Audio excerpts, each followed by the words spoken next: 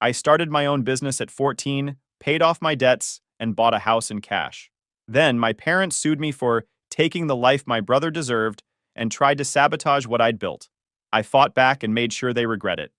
Hey Reddit, long-time lurker, first-time poster. I was basically raised by people who thought I owed them, just because they gave birth to me. But it wasn't just about that. Grab your snacks and enjoy this clusterfuck of a story. Name's Vincent, 30 male. Growing up in Fairmont, Ohio, was about as exciting as watching paint peel. The town was built around manufacturing plants that had been dying since before I was born. By the time I hit high school, half the factories were closed, and the other half were barely hanging on. Dad worked maintenance at one of the remaining plants, coming home with grease under his nails and complaining about overtime getting cut. Mom worked the register at a grocery store part-time, mostly for the employee discount. Money was always tight. Bills piled up on the kitchen counter, past due notices mixed in with junk mail. The cable got shut off every few months until someone remembered to pay it. Then there was Adrian, my older brother by 2 years. The golden child. Captain of the JV football team, popular with the right crowd, always knew exactly what to say to make our parents smile. The comparison started early. "Why can't you be more like Adrian?"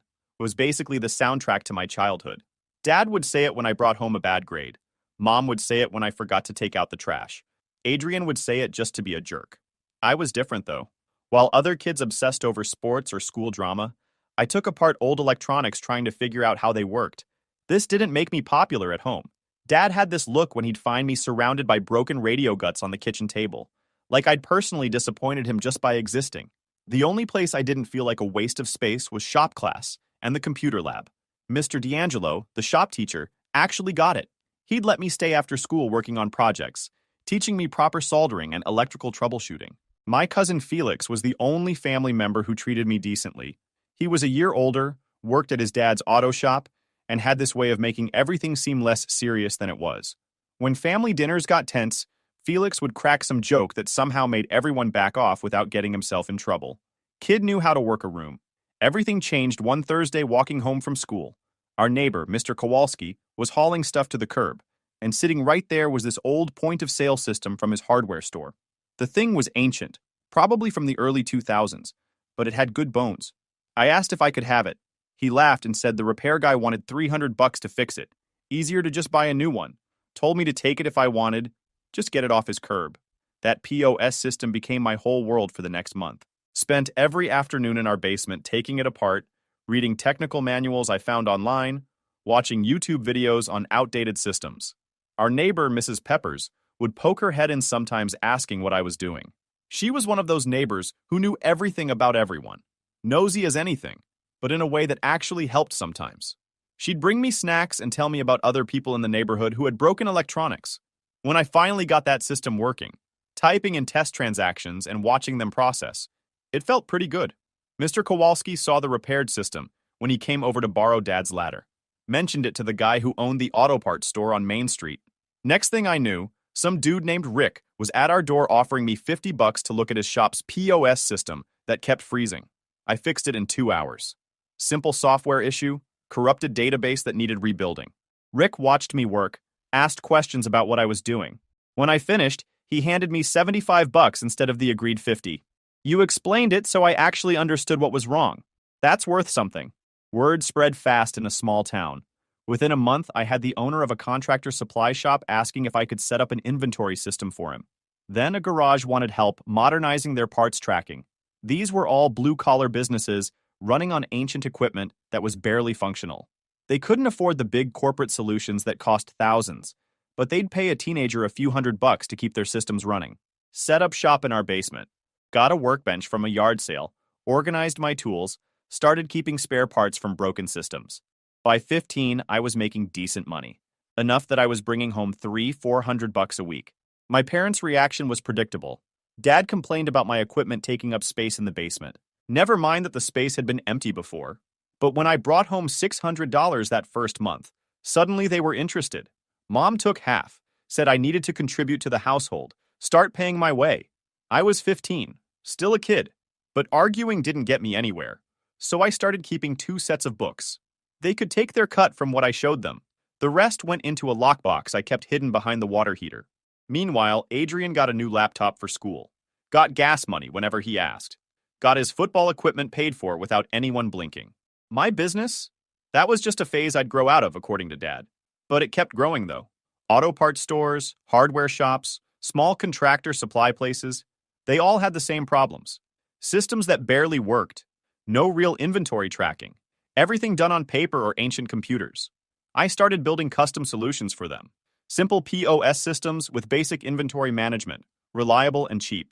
By 16, I was making more than Mom's part-time job brought in. I'd hired Felix to help with installations. The kid was good with his hands and could talk to customers without sounding like a robot. We split jobs 70-30, and he was happy to have extra cash while I built something real. That's when I made the mistake of bringing home a bigger check than usual. $900 from setting up a system at a plumbing supply company. Showed it to my parents at dinner, probably looking for some recognition or whatever. Dad's eyes widened. The next day, he sat me down with this serious look and explained that now that I was earning real money, I needed to start paying rent. $400 a month for a bedroom in a house they already owned. In my parents' minds, I owed them for existing in their house for 16 years. This became the pattern. The more I made, the more they took. Started as rent, then became household contributions, then became whatever they needed money for that month. Adrian needed books for college prep? That's coming from Vincent. Car needs new tires? Vincent's got it covered. I learned real quick that in our house, there were two standards. Adrian's, where everything got handed to him, and mine, where everything got taken away. The real wake-up call? It came right after my 17th birthday. A credit card statement showed up in the mail, my name on it, account I'd never opened. Then another one, 3 different cards, all maxed out, $28,000 of debt in my name. I sat on my bed staring at the numbers, doing the math on how long it would take minimum wage me to pay this off. The answer made me want to throw up. I cornered them in the living room, threw the statements on the coffee table. Mom didn't even try to deny it, just said Adrian needed a car for college and they needed to fix the roof. Said my business had given us good credit, so they used it. You stole my identity. Dad barely looked up from the TV. Don't get dramatic. It's family money anyway.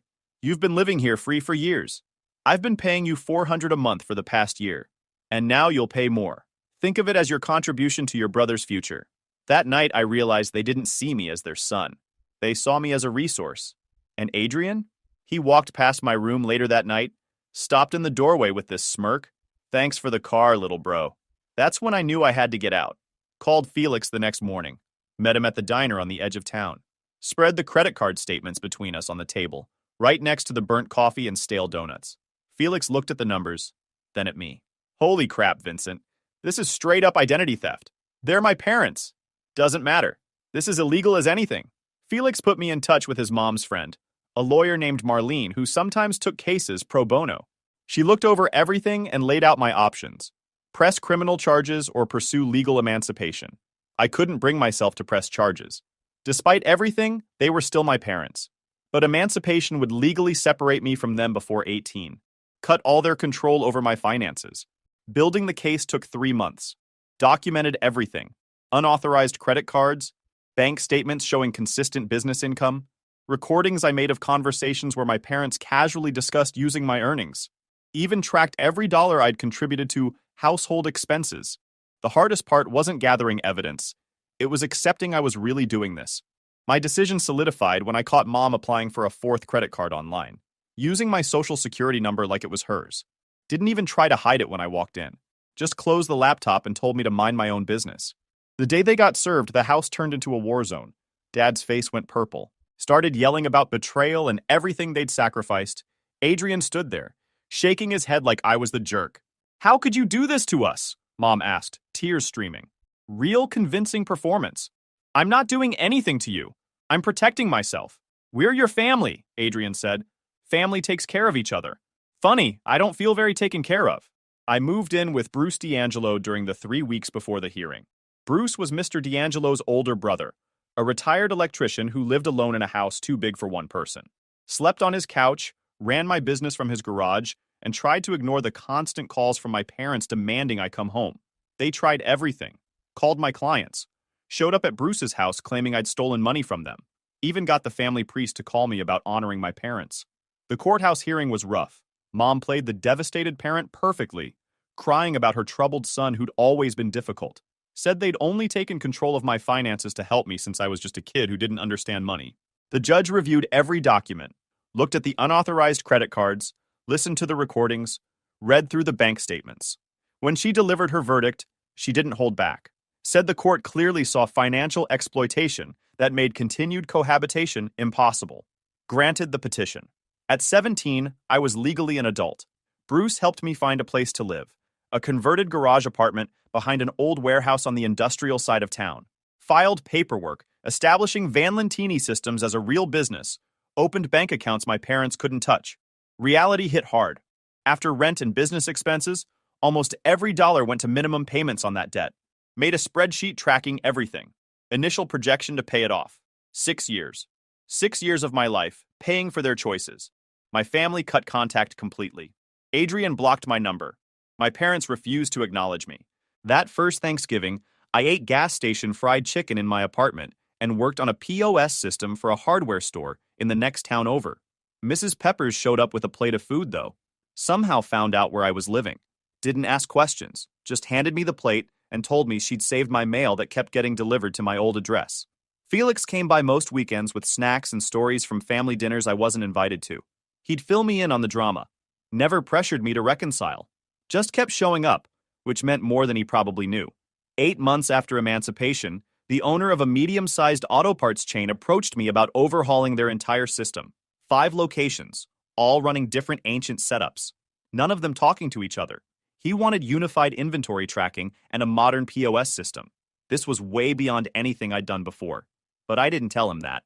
Just quoted him a price and a timeline, then spent the next 3 weeks learning everything I could about network systems and centralized databases. Felix helped with the physical installations while I handled the software side. We worked nights and weekends, testing and retesting until everything ran smooth.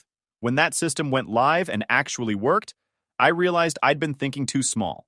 These blue-collar businesses needed real solutions, not just band-aids on dying equipment. They needed systems built specifically for their workflow. I pivoted completely. Started focusing exclusively on rugged POS and inventory systems for blue-collar stores. Built a reputation for systems that were bulletproof and practical. Solid, reliable setups that helped shops run smoother. By 18, I had more work than I could handle alone. Hired 2 guys from the community college who actually knew what they were doing. Moved the operation from my garage apartment to a proper shop space I rented from the same warehouse owner. One of them, Mason, had worked retail and knew the pain points. He'd suggest features I wouldn't have thought of. Quick keys for common items, shift reports that actually made sense. Made the systems better. The business journal in the next county over ran a small piece about local businesses using custom tech solutions. Mentioned my company. That brought in more clients from surrounding towns. Got invited to speak at a small business expo about affordable technology solutions. After my presentation, some corporate rep approached with an acquisition offer. Wanted to buy me out, turn my systems into a product they could sell. The number was tempting. Would have cleared my debt and then some. Spent about 10 minutes considering it before saying no. This wasn't just a business. It was proof that everyone who'd written me off was wrong. Around 19, I started getting into woodworking. Working with my hands on non-digital projects helped clear my head. Built a workbench, then a coffee table, then small furniture pieces for friends. The business kept growing steadily. More clients, more systems, better reputation. Started specializing in specific industries.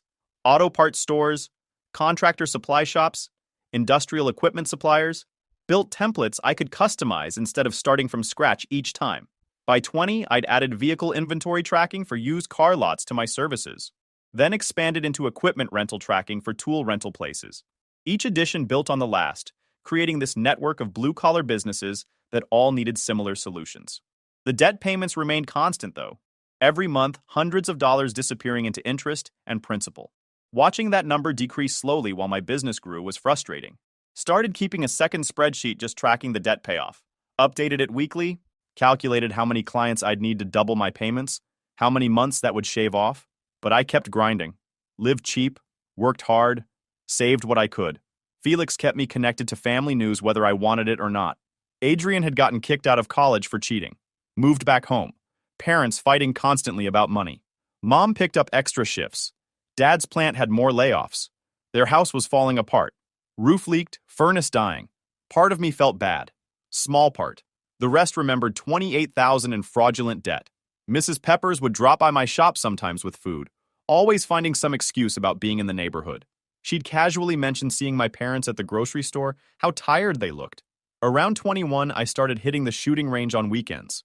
Something Felix got me into. There's something calming about the focus required for target shooting. Everything else falls away when you're trying to hit center mass at 25 yards. The real breakthrough came when I landed a contract with a regional hardware store chain. 12 locations, all needing system overhauls. Biggest project I'd ever taken on. Hired 3 more people to help handle the workload, rented additional shop space. That project put Van Lentini systems on the map regionally. By the time I turned 22, I had a solid client base, reliable income, and a reputation for building systems that actually worked. Still wasn't even what most people would call successful yet, but I was making it work, building something real, and doing it entirely on my own. The debt finally hit zero about a month after my 23rd birthday. 6 years of grinding, living cheap, directing every extra dollar to those payments. The day I made that final payment, I sat in my apartment staring at the confirmation screen. Account paid in full. I felt this weird emptiness, like I'd been focused on that goal for so long that finishing it left me without direction. Felix came by that night with takeout. "So what now?" he asked. "Now I figure out what I actually want instead of just surviving." With the debt cleared, I started thinking longer term. Made my first real investment. Bought a duplex that needed work. Spent 6 months fixing it up in my spare time, then rented out both units. Steady passive income that could survive if my business hit a rough patch. Started looking at properties to actually live in. For 6 years after emancipation, family contact was basically zero. Just Felix's updates about the ongoing disasters at home. The usual dysfunction. Then, the invitation arrived. Plain envelope, printed card. "You're invited to celebrate Leonard Van Lentini's retirement." Stared at it for a solid hour.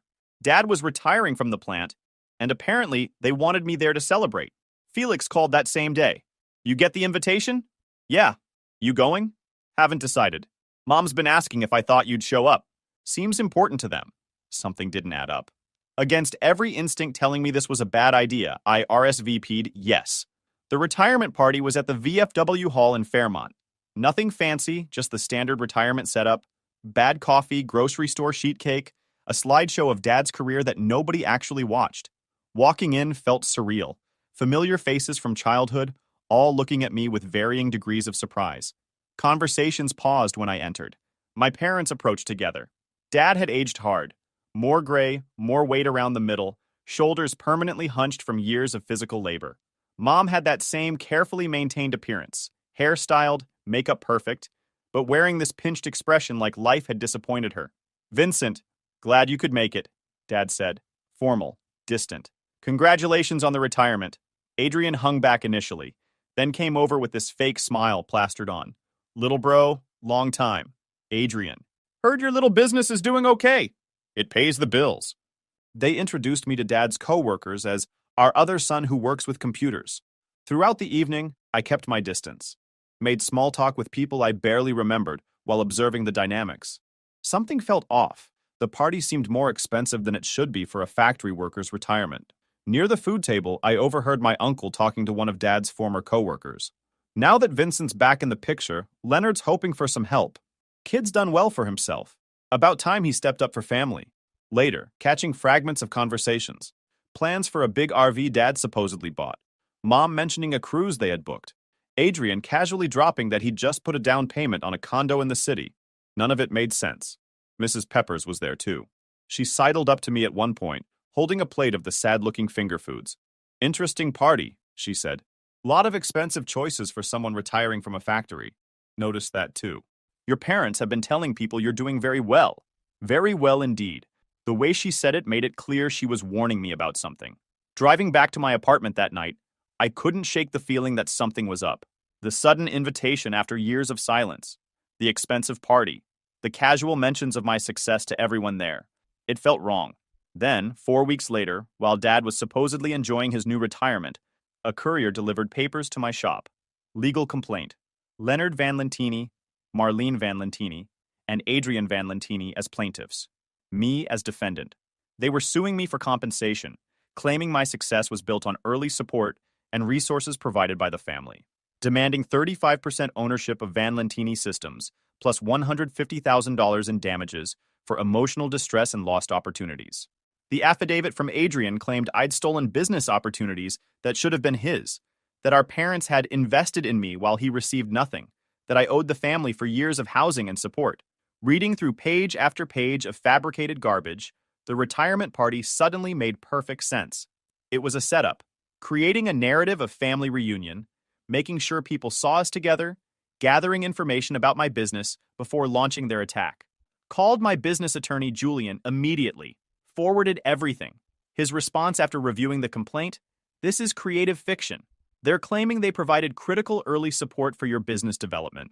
They stole from me, opened credit cards in my name and stuck me with the debt. I know. We have all that documented from your emancipation case. Their claims are garbage, but we need to take this seriously. Family lawsuits get ugly fast." Assembled a legal team within 3 days. Julian led it, brought in Marlene, who'd handled my emancipation. Their assessment was mixed. Legally, my family's claims were garbage. I'd been emancipated specifically because of financial exploitation, all thoroughly documented. But they weren't after a legal victory. They wanted a settlement, banking on me paying them off to avoid the hassle and potential damage to my business reputation. That realization made me angry. Told my team to fight this all the way. Spare no expense. As the legal process started, we discovered just how calculated they'd been. Through discovery, learned they'd been monitoring my business for years. Adrian had created fake LinkedIn profiles to connect with my clients, gathering information about projects and revenue. My parents had been asking Felix about my business whenever he visited them, pumping him for details. Most disturbing was evidence that someone had attempted to access my business bank accounts using security question answers. Questions about my childhood that only family would know. Our IT guy traced the attempts to an IP address that matched my parents' internet provider. The security implications were serious enough that I implemented enhanced protections on everything. Changed every security question to answers that had nothing to do with my actual history. Felix felt terrible when he found out they'd been using information he'd casually mentioned. I didn't know. They'd just ask how you were doing, and I thought they actually cared. Not your fault. They're good at playing people. The emotional hit was worse than the emancipation had been. I'd spent 6 years building a life completely separate from them, proven I could make it on my own. Now they were trying to claw their way back in, not because they cared, but because they saw money they thought they deserved. Started spending more time at the shooting range. Something about the focus required helped clear my head. Felix would join me most weekends, and we'd burn through ammunition while not talking about the lawsuit. The lawsuit went semi-public fast. A few clients asked about it, concerned about stability, had to reassure them multiple times that this wouldn't affect their service. The discovery process revealed the real story. Emails between my parents and Adrian going back almost 2 years, plotting how to reconnect with me specifically to pursue financial claims. Mom had been saving articles about my business, taking screenshots of social media posts. Adrian had created a detailed spreadsheet estimating my company's worth based on client numbers and industry averages. They'd been building a case for months before the retirement party. During depositions, their case collapsed. Asked about specific support they'd provided to my early business, Dad claimed letting me use the basement and electricity were significant contributions. Mom claimed she'd emotionally supported my work. Adrian's deposition was almost entertaining. When pressed about his claim that I'd stolen opportunities from him, he couldn't articulate what those opportunities were. The case went before Judge Eldridge. During proceedings, my parents' testimony got more desperate. Dad tried claiming he'd provided crucial early mentorship and business guidance. Under cross-examination, admitted the extent of this mentorship was telling me to work harder. Mom's testimony focused on emotional investment and sacrifice. Marlene countered with the credit card debt, the documented financial exploitation, the fact that they'd been extracting money from me since I was 15. When asked about their recent purchases, the RV, the cruise, Adrian's condo down payment, Dad reluctantly admitted they'd taken out a loan based on anticipated settlement proceeds. After 8 months of legal maneuvering, Judge Eldridge issued his ruling. Dismissed the case entirely with a harsh opinion that called my family's claims demonstrably false and potentially fraudulent. Ordered them to pay my legal fees and court costs. The total would likely force them to sell their house. Outside the courthouse, Adrian tried to approach me. Security moved to intercept, but I waved them off. "This is ridiculous, Vincent. We're family. Family doesn't commit identity theft. You really gonna let them lose their house? I'm not doing anything. They did this to themselves." Dad was standing nearby looking defeated. "We raised you. Gave you everything." "No. You took everything." Walking away from that courthouse, I felt nothing. Just empty. Felix met me at a diner later, ate and watched baseball on the TV above the counter. Family's gonna be a mess now, he said. They were always a mess. The months after the lawsuit were strange. Complete legal victory, but I was still dealing with lingering anger and this weird sense of loss. Threw myself into work, took on bigger projects, expanded into new markets, started offering maintenance contracts, built a team of 6 people who knew what they were doing, bought a project truck, 1985 Ford F-150 that barely ran, spent evenings and weekends in my garage tearing it apart and putting it back together. There's satisfaction in bringing a dead vehicle back to life. Mrs. Peppers would stop by sometimes, bring me food, ask how the rebuild was going. Never mentioned my family unless I brought them up first. Just kept being a supportive presence without making a big deal about it. Van Lentini Systems continued growing steadily. Started getting calls from 3-4 towns over. Even landed a client in another state who'd heard about our work. Then came the call at 11 p.m. on a Thursday. The regional hardware chain, 12 locations, my biggest contract, their entire system was down. Inventory locked. Sales terminals frozen. Busy weekend coming up, and they were dead in the water. "Get here now," the district manager said. No pleasantries, just urgency. Grabbed my emergency kit, called Felix and one of my developers. Met them at the main location within an hour. The place was chaos. Frustrated staff, backed up customers, registers showing error codes I'd never seen before. Stakes were clear. Lose this client, word spreads through the business community. After the lawsuit, I couldn't afford a Vincent Systems failed hard story making the rounds. We pulled an all-nighter, debugging code, swapping hardware, restoring backups from 3 days prior. Around 4 a.m. found the problem. A massive power surge from a storm 2 nights ago had fried the main server. They'd ignored my recommendation about installing a better surge protector 6 months earlier. It didn't matter whose fault it was. This was my responsibility. Had to rebuild the database from scratch, manually verify every product code-matched inventory counts. Felix ran between locations checking their backup terminals while I worked. Mason called in sick employees to help recount stock. By 7 a.m., we had it running. The store opened on time. The district manager shook my hand, exhausted but relieved. "You came through. That matters." Driving home as the sun came up, I realized something. This wasn't luck anymore. I could handle real problems. I ran an actual business. The kid who'd started in his parents' basement was long gone. Around 25, I started seriously looking at property. Wanted somewhere that felt like mine instead of just a place I was renting. Found a small house on 2 acres outside of town. Nothing fancy, built in the 1960s. Needed work but had good bones. The price was reasonable, and I'd saved enough to buy it outright. No mortgage, just walked in and wrote a check. Spent 8 months fixing it up. Felix helped with the heavy work. We'd spend weekends hanging drywall or installing cabinets. When the house was done, I threw a small party. Just my work crew, Felix, friends from the shooting range. Mrs. Peppers showed up with enough food to feed twice as many people. Standing on my back porch that night, I felt something new. Contentment, maybe. Or just the absence of constant stress. 2 years after the lawsuit, I got an email from Adrian. His marriage had imploded. The condo got foreclosed. He was back home with our parents who'd sold their house and moved into a cramped apartment. The email didn't ask for money directly. Just said he was reassessing priorities and wanted to clear the air. I ignored it. Felix told me the family situation was rough. Dad's retirement money had run out faster than expected. Mom was working full-time again, 2 jobs now. Adrian couldn't hold down steady employment, kept getting fired for attitude problems. I listened but didn't engage. Their problems weren't mine to solve. I started dating around this time. Met a woman named Karina at a woodworking class. She was an engineer, had her own thing going on.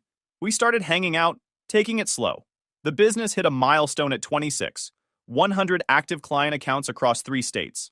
Hired 2 more people, expanded the shop space. Started offering training programs for businesses on maintaining their own systems. Things with Karina got serious gradually. She moved in, brought her own tools, took over half the garage workspace.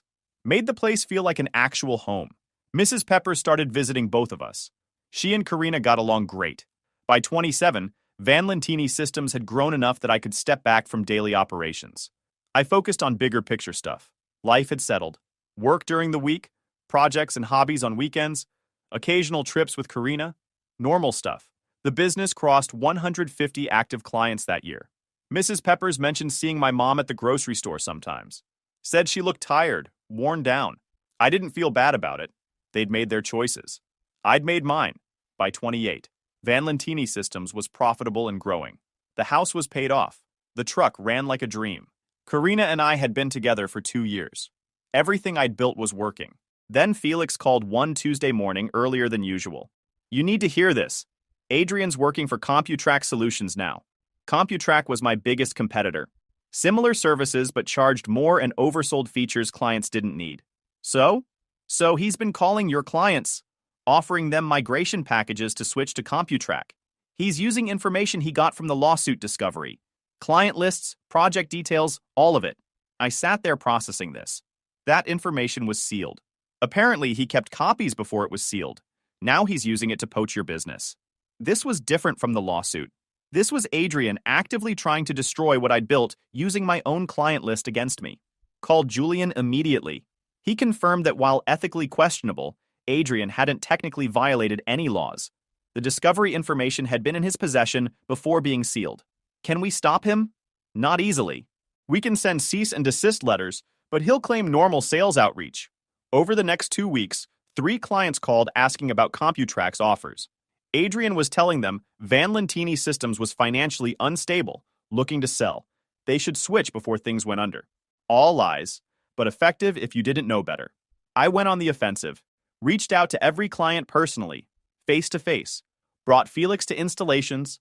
We spent 2 weeks visiting shops, demonstrating new features, offering extended warranties at no cost. Most clients appreciated the direct contact.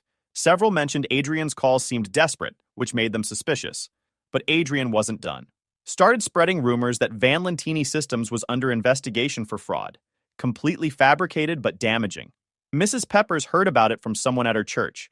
Called me immediately to warn me. But the rumor spreading backfired. One of my clients, Rick from the auto parts chain, called after hearing the rumors. He'd checked with the BBB and state licensing board. Nothing on file about me at all. I explained the family situation, the lawsuit, the whole history. Your own brother is trying to tank your business? Long pause. That's really low. I'm going to make some calls. Within a week, the business community had spread the word about Adrian's tactics. CompuTrack's reputation took a hit just for employing him. Several shop owners called me specifically to say they'd shut Adrian down immediately. Adrian's gambit failed. Worse than failed. It strengthened my position. Clients who'd been casual became loyal. New clients approached me specifically because they'd heard how I'd handled it. CompuTrack fired Adrian after 6 weeks. The real win came 3 months later. Regional manager for one of the largest equipment rental companies in the Midwest called about a partnership. They'd heard about us through the business community. That situation showed us you've got integrity, he said during our meeting. Interested in a contract for 43 locations? Biggest opportunity I'd ever had. We negotiated for 2 weeks. The final deal was a 3-year contract with options to extend. Revenue that would double my business size. Signed it on a Friday afternoon. Sat in my office afterward, looking at the contract, trying to process what had just happened. 2 weeks later, an email arrived from the state licensing board. Formal complaint filed against Van Lentini Systems, alleging unsafe installation practices and misleading clients. Anonymous report. Required investigation before contracts could proceed. My stomach dropped. Called Julian immediately. We need to deal with this fast. We dug into it. The complaint cited specific projects from 3 years ago, details about my early business structure, mentioned the basement workspace at my parents' house. Information only someone with inside knowledge would have. This is your family, Julian said. Yes, of course it was them. These people never give up. Filed a detailed response with documentation proving every installation met code, included client testimonials, showed our safety record was spotless. The licensing board investigated for 2 weeks. The complaint got dismissed as baseless. No evidence, anonymous source with apparent grudge, contradicted by extensive documentation. Even after everything, they were still trying to reach into my life and destroy what I'd built. Still failing. The business community backing me reinforced what I knew. Reputation isn't built on what your family says about you. It's built on what you actually do. The business expansion happened fast after that. Hired more people within 3 months. Leased larger shop space, then bought the building outright instead of renting. Made sense financially, and owning the space felt right. Made Felix a partner around the same time. 20% ownership? He'd been there from the beginning. Deserved a real stake. We signed the partnership papers at a coffee shop, just the two of us. This is really happening, Felix said. Yeah, couldn't have done it without you. Sure you could have. Would have just taken longer. By 29, we had over 200 active clients across 5 states. The business I'd started in my parents' basement had become something legitimate, worth somewhere around $500,000 with steady growth projections. Karina and I got engaged. Mrs. Peppers started bringing wedding magazines. Felix threw me a low-key bachelor party. Just fishing and pizza. Felix filled me in occasionally on the family situation. Adrian was working retail, living with our parents in their cramped apartment. Dad's health issues made work impossible. Mom was exhausted from multiple jobs. The whole situation was a disaster of their own making. I never reached out, never engaged. Standing in my shop one evening, I realized the best revenge is building something no one else can touch. Dad tried to reach out once through Mrs. Peppers. Wanted to talk, to reconcile. Begged her to convince me to give them a chance. Not interested, I told her. Some bridges once burned should stay ash. By 30, I had what I'd been building toward. A successful business, a good relationship, and people around me who cared. If you enjoyed this video, please hit that subscribe button. It really helps the channel and help us bring you more and better stories. Thanks. This story is titled, Sister-in-Law Called the Cops on Me. So I refused to babysit her kids, and now her life is falling apart. Hey everyone! Before we jump into today's video, I need your help. We've noticed the channel is losing some traction, and subscribing is one of the best ways you can support us. It's quick, free, and it helps us keep bringing you awesome content. Your support means the world. Let's keep this channel growing together. Thanks so much. Now let's start the video. For years, my sister-in-law Sarah and I had a babysitting arrangement that worked perfectly. We started it back in March 2020 when the pandemic screwed everyone's lives over. She'd watch my kids 3 days a week, and I'd watch hers 3 days. No money exchanged hands, no drama, no bullshit. It was a win-win. And for 3 solid years, we kept it running smoothly. If something came up, we'd give each other plenty of notice, like mature adults. Then Sarah decided to throw all that out the fucking window over one stupid argument. A couple of weeks ago, we had this petty disagreement. I can't even remember what it was about. It was that insignificant. But apparently, Sarah took it personally. I figured she'd cool off after a day, so I didn't dwell on it. The next morning, I dropped my kids off at her place like I'd done 100 times before. I didn't even go inside. That wasn't unusual for us. If one of us was in a rush or just not feeling social, we'd stay in the car, let the kids go inside, and drive off once the door opened. I didn't think twice about it. I waved at her door when I saw it open, and then I headed to work.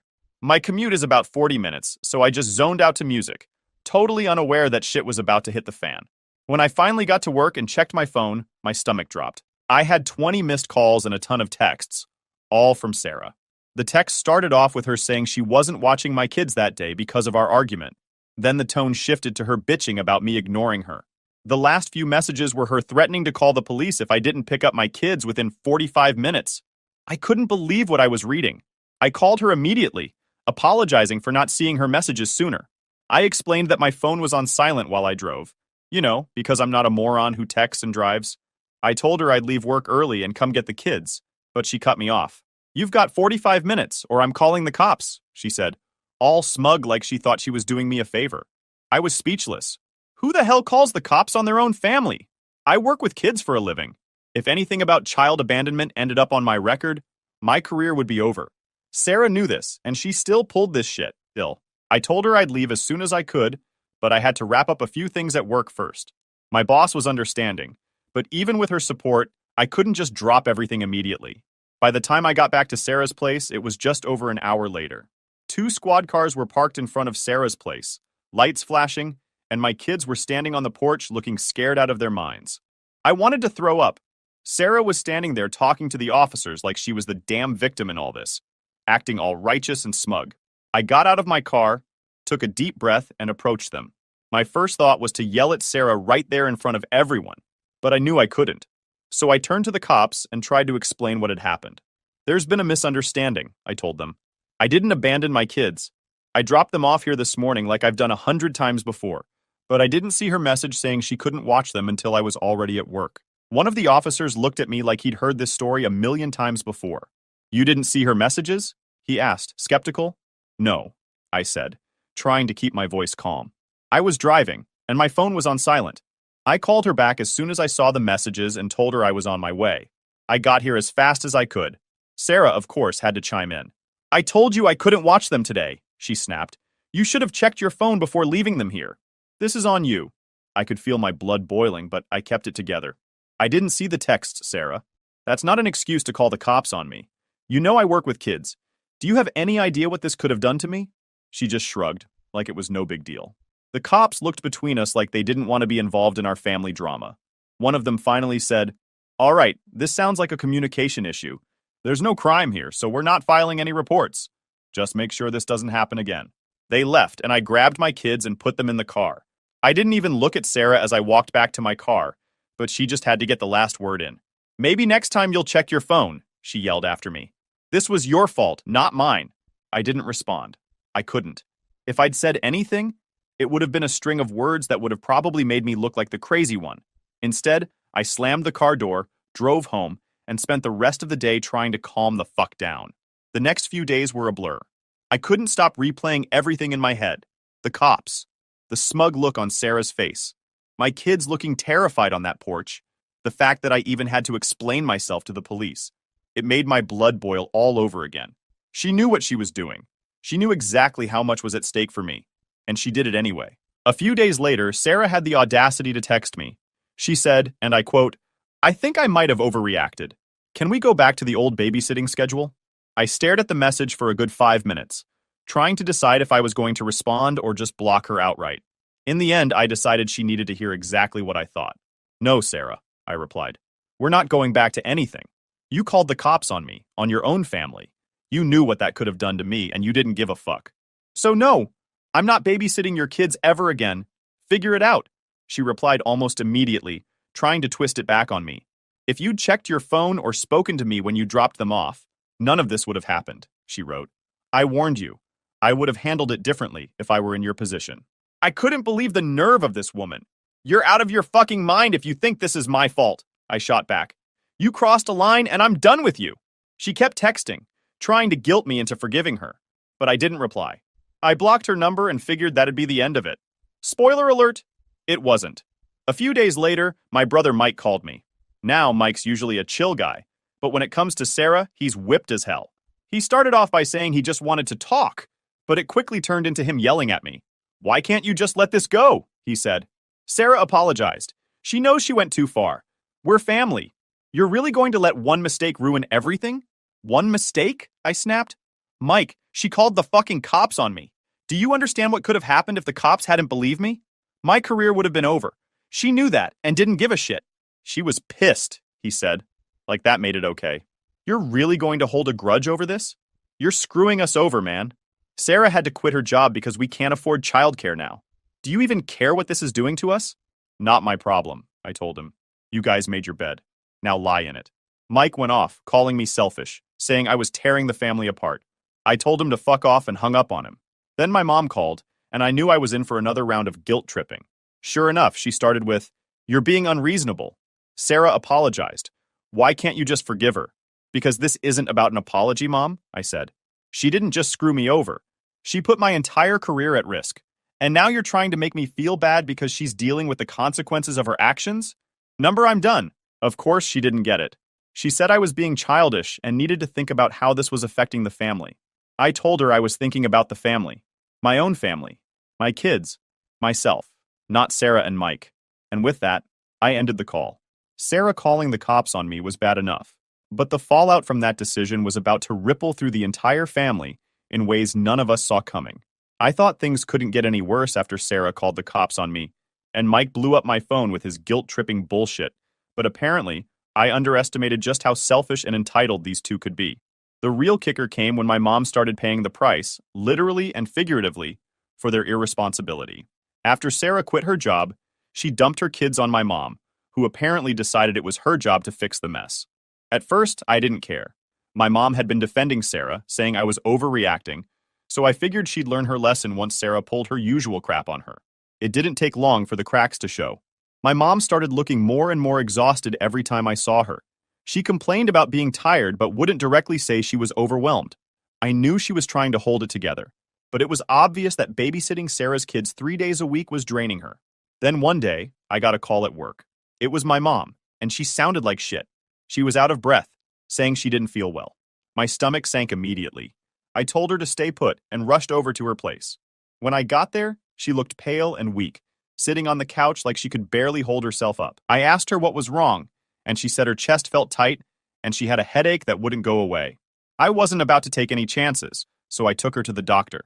Turns out her blood pressure was sky high, dangerously high. The doctor said she needed to rest and avoid stress. Of course, I knew exactly what was causing her stress: Sarah and her kids. But even after hearing this, my mom refused to blame Sarah outright. "They're my grandkids," she said when I brought it up. "I can't just stop helping." "Mom," I said, trying to keep my voice calm. "Helping is one thing. Letting them walk all over you is another. You're not responsible for their kids. That's Sarah and Mike's job." She sighed but didn't say anything. I could tell she wasn't ready to stand up to them yet, but I sure as hell was. The next time Sarah came by to drop off her kids, I happened to be at my mom's place. I wasn't planning on being there, but I'd swung by to check on her, and Sarah showed up, all smiles, acting like she wasn't dumping her problems on a sick woman. "Hi, Mom," she chirped, ushering her kids inside. "I'll be back around 6. I stepped in before my mom could say anything. "Actually, no, you won't," I said, crossing my arms. Sarah froze and looked at me like I'd just slapped her. "What do you mean?" she asked, her tone immediately defensive. "I mean, you're not leaving your kids here anymore," I said. "Mom just got out of the fucking doctor's office because of her blood pressure, and the last thing she needs is to babysit your kids while you sit on your ass all day." Sarah's face turned red. "I'm not sitting on my ass," she snapped. "I'm handling things at home while Mike works. Do you know how hard it is to manage everything?" "Yeah, I do," I shot back. "And guess what? It's your responsibility, not Mom's. Not mine, yours. Figure it the fuck out." My mom tried to intervene, of course. "Ashley, that's enough. We can talk about this later." "No, Mom, we can't," I said, turning to her. "You've been bending over backward for them. And look where it's gotten you, at the doctor's office. It's time to stop." Sarah, meanwhile, was fuming. "You don't get to decide that," she hissed. "This is between me and Mom." "Like hell it is," I said. "You're putting her health at risk because you and Mike can't get your shit together. I'm not letting this continue." She stormed out with her kids, muttering under her breath about how I was ruining everything. I didn't care. If she thought she could guilt me into backing down, she was dead wrong. For a while, I thought maybe that confrontation would be the wake-up call Sarah needed. But nope. The very next week, she dropped her kids off at my mom's house again, as if nothing had happened. My mom called me later that day, apologizing for not standing up to Sarah. "I just don't know how to say no to her," she admitted. "She always makes me feel guilty." "Mom," I said, trying not to lose my temper, "you have to stop letting her manipulate you. She's not going to stop until you put your foot down." "I know," she said quietly. "But what about the kids? They didn't ask for any of this. And they're not your responsibility," I reminded her. "You can love them without letting their mom walk all over you." The breaking point came a week later, when my mom ended up back in the hospital. Her blood pressure had spiked again, and this time, the doctor warned her that she needed to make serious changes or risk a stroke. Seeing her like that, hooked up to monitors, looking so fragile, broke something in me. When Mike showed up to pick up Sarah's kids, I couldn't hold back anymore. I confronted him right there in the hospital. "You and Sarah are killing Mom," I told him bluntly. "If you leave your kids with her again, I swear to God, I'll call the cops myself." "Don't be ridiculous," he said, rolling his eyes. "She loves watching them. She wants to help." "Bullshit," I snapped. "She's too nice to say no, and you're taking advantage of that. You're putting her health at risk because you and Sarah can't figure out how to parent your own damn kids." Mike didn't like that one bit. He started yelling about how I was being dramatic and making things harder for everyone. I told him I didn't give a fuck. If they couldn't handle their shit, that was on them. Not me, and definitely not my mom. Later that night, I sat down with my mom and told her she had to stop babysitting. "I love you, Mom, but this has to end," I said. "You've done more than enough. It's time to put yourself first." She cried. Of course. She hated feeling like she was letting anyone down, even people who didn't deserve her kindness. But I think the second hospital visit finally drove the point home. She agreed to tell Sarah and Mike that she couldn't babysit anymore, even though I knew it was going to be a battle. Sarah and Mike weren't going to like it, but I didn't care. They needed to start taking responsibility for their own damn lives, whether they liked it or not. You'd think Sarah and Mike would get the hint after my mom's trip to the hospital, but nope. These two just kept doubling down on their entitlement. When my mom finally told them she couldn't babysit anymore, they acted like she'd just betrayed them. Sarah had a meltdown, crying about how hard it was for her to manage everything and saying my mom promised to help. Mike, as usual, took the passive-aggressive route. He called me up, furious, trying to pin the whole thing on me like it was my fault for turning mom against them. "You happy now?" he snarled. "Mom won't help anymore because you had to get involved." "Yeah, I am happy," I snapped back, "because now she won't end up in the hospital again thanks to you and your wife's bullshit." "She wants to help," he shouted. "You're making it harder for everyone." "No, Mike, you're making it harder for everyone," I said. "You and Sarah are lazy as hell and think everyone else should pick up the slack. Mom almost had a fucking stroke because of you two, and you're still acting like the victims. Grow up." He hung up on me after that, but I didn't care. I was done trying to reason with him. If he and Sarah wanted to keep digging their own graves, that was their problem. I wasn't going to lose sleep over it. A few days later, I got a call from my mom. She sounded nervous, which immediately put me on edge. "Ashley, Sarah dropped the kids off again," she said, her voice shaking. I saw red. "What the fuck?" "Mom, you told her you couldn't do it anymore." "I did," she said quietly, "but she just left them here and said she'd be back later." That was it. I'd had enough. I called Sarah, and when she didn't pick up, typical, I left her a voicemail. "You've got 45 minutes to pick up your kids, or I'm calling the fucking cops. And unlike you, I'm not bluffing. Get your shit together." I was shaking with rage when I hung up, but honestly, it felt good to give her a taste of her own medicine. Sarah showed up about 30 minutes later, just like I knew she would. She came storming into my mom's house, yelling about how unreasonable I was being. "You're taking this way too far," she screamed. "You wouldn't actually call the cops on me." "Try me," I said, leaning against the counter with my arms crossed.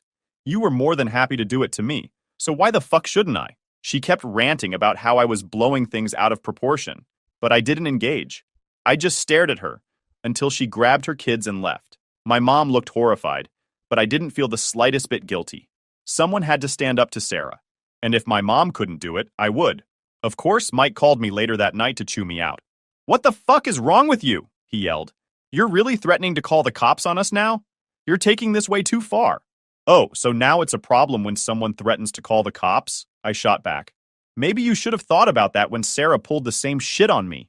"She was upset," Mike protested. "She didn't mean it like that." "Well, now I'm upset. And I do mean it," I said. "You two are a fucking train wreck, and I'm not going to let you drag Mom or me down with you. Figure your shit out." "You're tearing this family apart," he shouted. "No, Mike, you and Sarah are doing that all on your own," I said, and hung up before he could respond. The next week, Sarah tried her usual routine, dropping the kids off at my mom's house without asking. But this time, I wasn't going to let it slide. I'd already warned her, so I didn't bother calling. I went straight to the police non-emergency line and reported an abandonment issue. I told them there were 2 kids left with a sick elderly woman who couldn't care for them. When the officers showed up, Sarah was absolutely livid. She stormed into my mom's house while they were still there, screaming about how I was ruining her life. "This is your fault," she yelled at me. "You're destroying my family." "No, Sarah, you're destroying your own family," I said calmly. "You've been dumping your responsibilities on everyone else, and now it's catching up to you." The officers made her take her kids and warned her not to leave them with someone who couldn't care for them. The look on her face was priceless. She wanted to argue, but even she wasn't stupid enough to push it further. After that, Sarah and Mike stopped trying to involve my mom, but the fallout from their mess was just beginning. Sarah was struggling to handle the kids on her own, and Mike was working overtime to make up for her lost income. Their marriage was clearly strained. Mike even started crashing at my mom's house a few nights a week, which only made things more awkward for everyone. My mom was upset, of course. She hated seeing the family fall apart, but I reminded her that this was all Sarah and Mike's doing. "They're reaping what they sowed," I told her. "This isn't your fault, and it's not your job to fix it." She nodded, but I could tell she still felt torn. That's the thing about my mom. She's too kind for her own good. But even she was starting to see that Sarah and Mike were beyond help. After the police visit, Sarah and Mike finally seemed to get the message. They stopped dumping their kids at my mom's house, but the fallout was already in full swing. Sarah was stuck at home, trying to manage her kids 24/7, and let's just say she wasn't handling it well.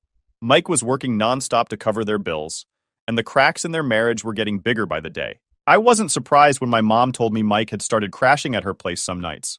Apparently, he needed space from Sarah because the constant fighting was driving him nuts. My mom tried to play it off like it wasn't a big deal, but I could tell she was worried. She kept saying things like, I just want everyone to get along, and family shouldn't be this way. I love my mom, but I couldn't help rolling my eyes. Mom, this isn't about getting along. Sarah and Mike made their bed, and now they're lying in it. This is on them, not us. But Ashley, she said, her voice cracking. What if they can't make it work? What if this breaks their family? I sighed. If their family is falling apart, that's because they refuse to take responsibility for their own lives. You can't keep fixing everything for them. Meanwhile, Sarah started spreading her version of the story to anyone who would listen. According to her, I was the villain who refused to help my own family in their time of need. She left out the part where she called the cops on me, of course. Instead, she painted herself as a struggling mom, just trying to do her best while I selfishly turned my back on them. I started getting calls from extended family members, all parroting Sarah's bullshit. Why can't you just help them out? One aunt asked. It's not like you're doing anything wrong, but you're making their lives so much harder. Oh, I'm making their lives harder, I snapped. Did Sarah tell you she called the fucking cops on me? Because that's why we're here. The silence on the other end of the line was always golden. I wasn't about to let her rewrite the narrative and make me out to be the bad guy. The drama hit its peak about a month later when Mike showed up at my mom's house in the middle of the night. He was drunk off his ass and rambling about how he couldn't take it anymore. And yes, before you ask, I'd warned my mom not to let him stay there, but she's too soft-hearted to turn him away. When I found out the next morning, I called him, ready to let him have it. What the fuck is wrong with you, Mike? Showing up at mom's house like that? She doesn't need this shit. You don't understand, he slurred, clearly still hungover. Sarah's driving me crazy. She's always bitching about how hard things are, and I'm the one working my ass off to keep us afloat. Well, maybe if you two had your shit together, you wouldn't be in this mess, I snapped. But hey, keep blaming everyone else. That's been working great for you so far. He started yelling, but I hung up before he could finish. I wasn't wasting any more energy on him. The final nail in the coffin came a few weeks later when Sarah officially quit her job for good. She'd been trying to hold on to a part-time gig, but between the cost of childcare and her inability to manage her kids without help, she gave up. Mike, meanwhile, picked up even more hours at work, but it still wasn't enough. Their bills were piling up, and their savings, if they even had any, were gone. I found out from my mom that they were considering moving back in with Sarah's parents several hours away. They don't have many options left, she said, sounding genuinely sad. Good, I said bluntly. Maybe they'll figure out how to handle their shit without dragging everyone else down with them. She didn't respond, but I could tell she was still holding on to some hope that things would turn around. I didn't share her optimism. People like Sarah and Mike don't change unless they're forced to, and even then, it's a long shot. A few weeks after that, I got a call from Mike. It was short and to the point. We're moving, he said. Thanks for nothing, asshole. I couldn't help but laugh. You're welcome, I said, and hung up. As of now, Sarah and Mike are out of the picture. They moved back in with Sarah's parents, and from what I've heard, their relationship is hanging by a thread. I'd be lying if I said I felt bad for them. They brought this on themselves, and I'm not about to lose sleep over it. My mom is doing better now that she's not babysitting or dealing with their drama. She still talks about how sad it is that the family fell apart, but I remind her that it's not our job to fix people who don't want to be fixed. As for me, I've made my peace with the situation. I don't think my relationship with Mike and Sarah will ever recover, but honestly, I'm okay with that. Some people need to hit rock bottom before they learn anything, and even then they might not change. At the end of the day, I have my own family to take care of, and that's where my focus is. If Sarah and Mike want to keep playing the victim, they can do it without me. I'm done. My parents sued me because I refused to hand over my new truck to my brother. They lost the case, got hit with my legal fees, and when my cameras caught my brother slashing my tires in revenge, I let the police teach him what deserve really means. Hey, Reddit. My parents spent my whole life treating my brother like royalty and me like free labor. So I said screw it, built my own life, and finally got something that was mine. Turns out they weren't ready to let that go. Before everything exploded, here's how it all started. My name is Tyler Hayes, early 30s, heavy equipment mechanic and crane tech. I spend most of my life out on job sites in the middle of nowhere, running machines that weigh more than houses, and doing shifts long enough to forget what day it is. My family's back in Tulsa, Mark and Lisa Hayes, and my younger brother Blake, the permanent favorite. The dynamic is simple. I work, Blake receives. They never said it out loud, but it never needed saying.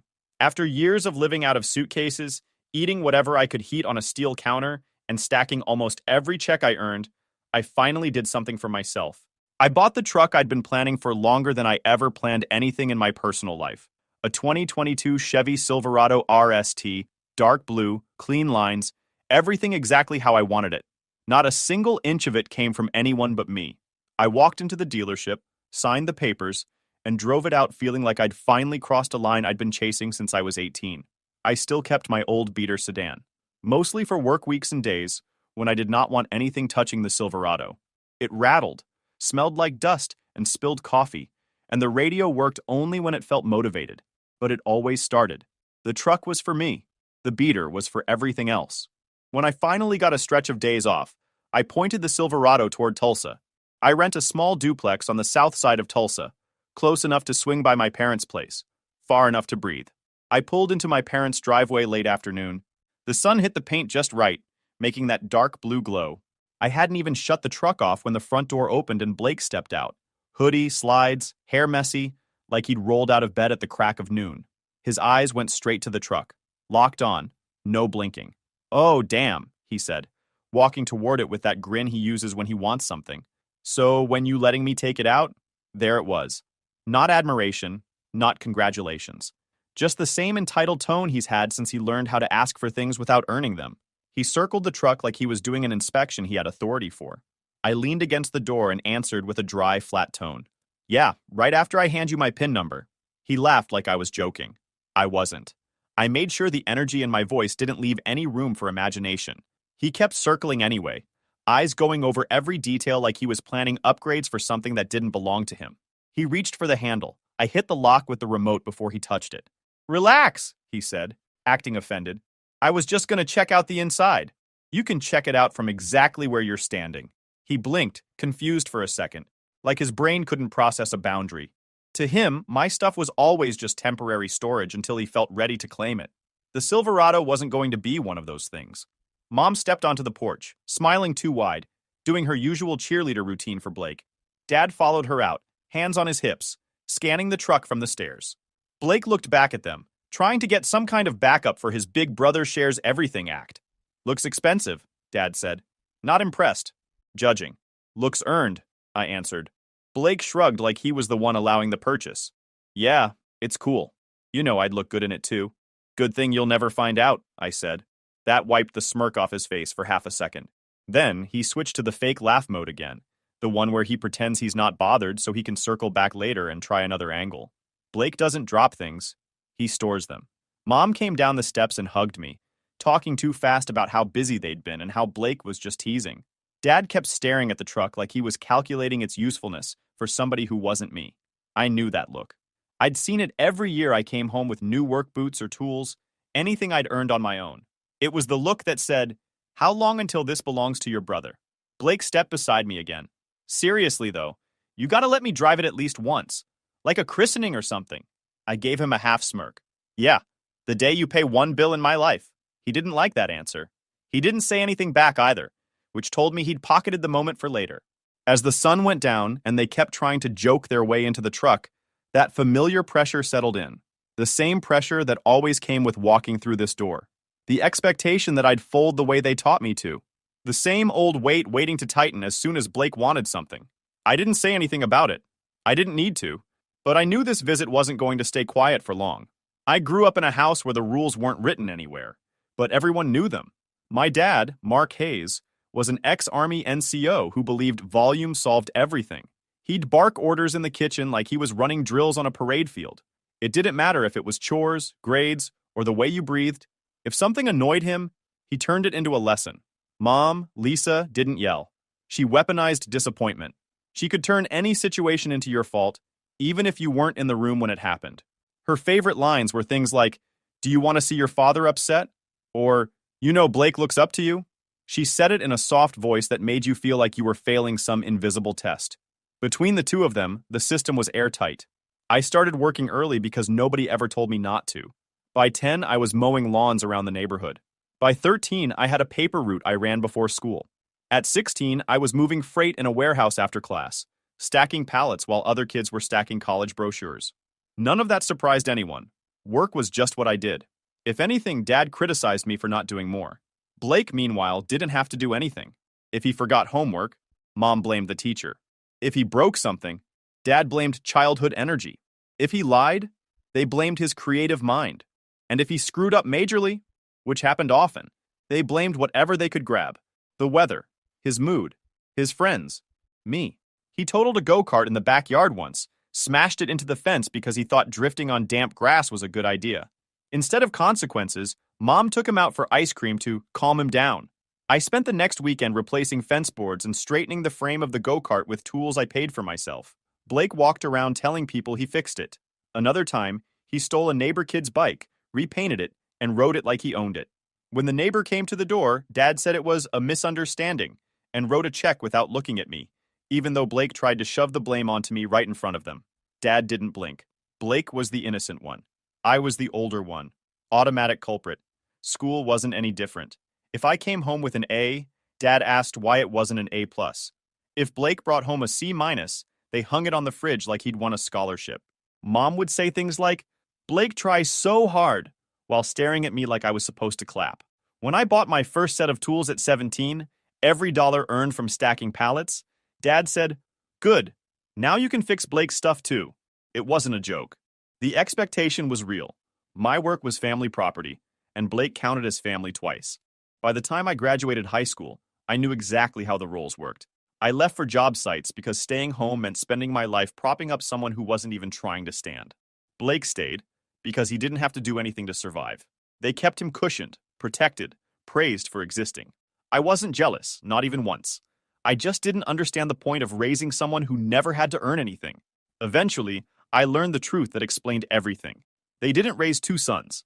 They raised one prince, Blake, and one pack mule, me. My job wasn't to succeed. It was to keep Blake comfortable while he floated through life untouched. They never admitted that. They didn't have to. It showed in every chore list, every punishment, every Tyler, help your brother, and every Blake didn't mean it. So when Blake looked at my new truck like it had his name etched in the paint, it wasn't surprising. That was the pattern repeating itself. The difference now was simple. I wasn't 17 anymore, and I wasn't playing my assigned role ever again. 2 days into my visit, Mom texted me saying she wanted a quiet family dinner to catch up. No agenda, no hint of anything. Just a normal meal, supposedly. I knew better, but I went anyway. If nothing else, I wanted to see how long it would take for the real reason to surface. Their house looked exactly the same when I pulled up. Same patchy lawn, same porch light flickering like it had been dying for years. I parked the Silverado in the street instead of the driveway. No point giving Blake another reason to circle it like a stray cat. When I walked in, Blake was already sitting at the table, hoodie, phone in hand, pretending he hadn't been watching the window for my arrival. He looked up with that half-wounded, half-smug expression he'd mastered since childhood.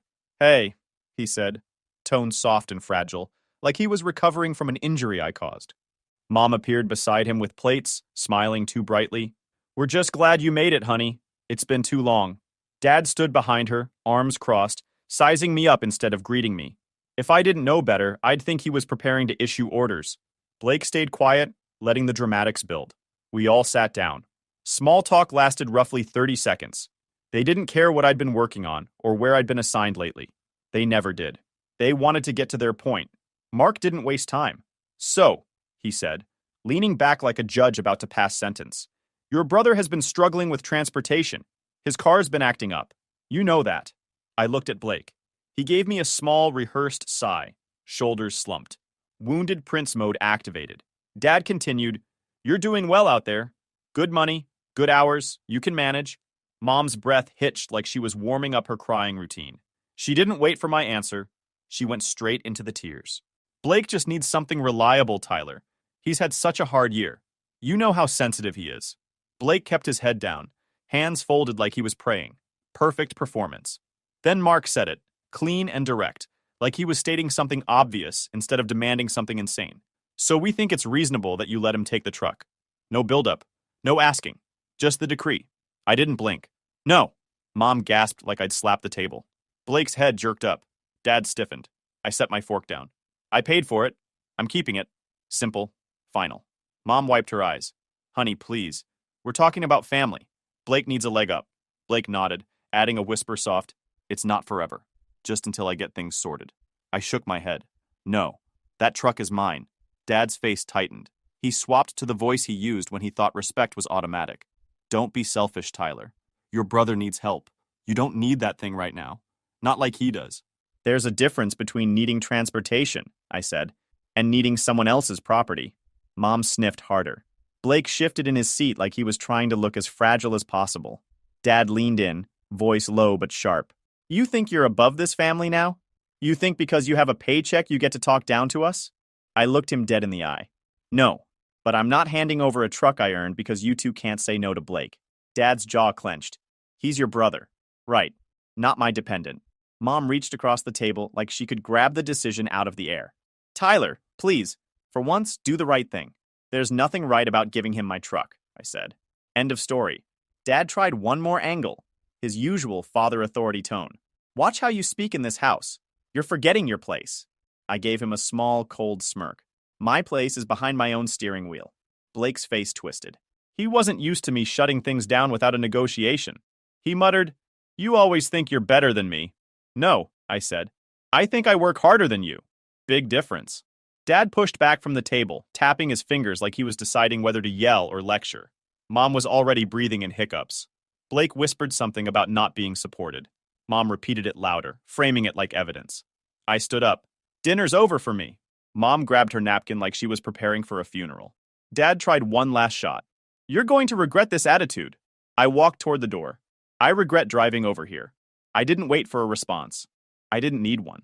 When I got back to my duplex on the south side of Tulsa, the first thing I did was pull into the driveway, shut the truck off, and pull out the boxes I'd ordered a while back. Driveway and door cameras I'd been meaning to install but never bothered with. That night I mounted them both. Quick, precise, no hesitation. I didn't do it out of fear. I did it because I knew the pattern. When Blake didn't get what he wanted, he didn't let it go. And neither did my parents.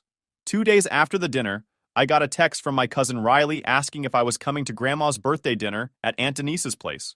Riley wasn't the type to stir anything, so I took it at face value. Nobody from my immediate family had mentioned it, but that wasn't unusual. They usually delivered information selectively. I showed up right on time. The driveway was full. Cars lined along the curb, porch lights on, voices inside. Looked like a real gathering. I grabbed a store-bought pie from the passenger seat and headed in. The second I stepped inside, I knew something was wrong. The living room wasn't set up for a birthday. No cake, no decorations, no presents, just chairs arranged in a wide circle. Aunts, uncles, cousins, everyone sitting stiff, eyes already on me. Grandma wasn't there. Aunt Denise cleared her throat. Your grandma wasn't feeling up to coming tonight. Sure she wasn't. Then I saw Mark and Lisa standing near the back wall like hosts of a talk show, and Blake slumped in a chair off to the side, hands clasped dramatically, looking like he'd been injured in some tragic event. It wasn't a birthday dinner. It was an ambush. I scanned the room once. Every seat filled. Everyone watching. The setup was obvious. An intervention, except nobody in the room could define what I'd supposedly done wrong. My parents must have told them something dramatic enough to get them all here, though. Mom stepped forward, voice soft and trembling. Tyler, we're just here to talk as a family.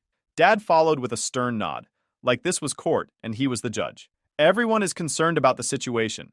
I looked at Blake, who was staring at the floor like the star of a made-for-TV tragedy.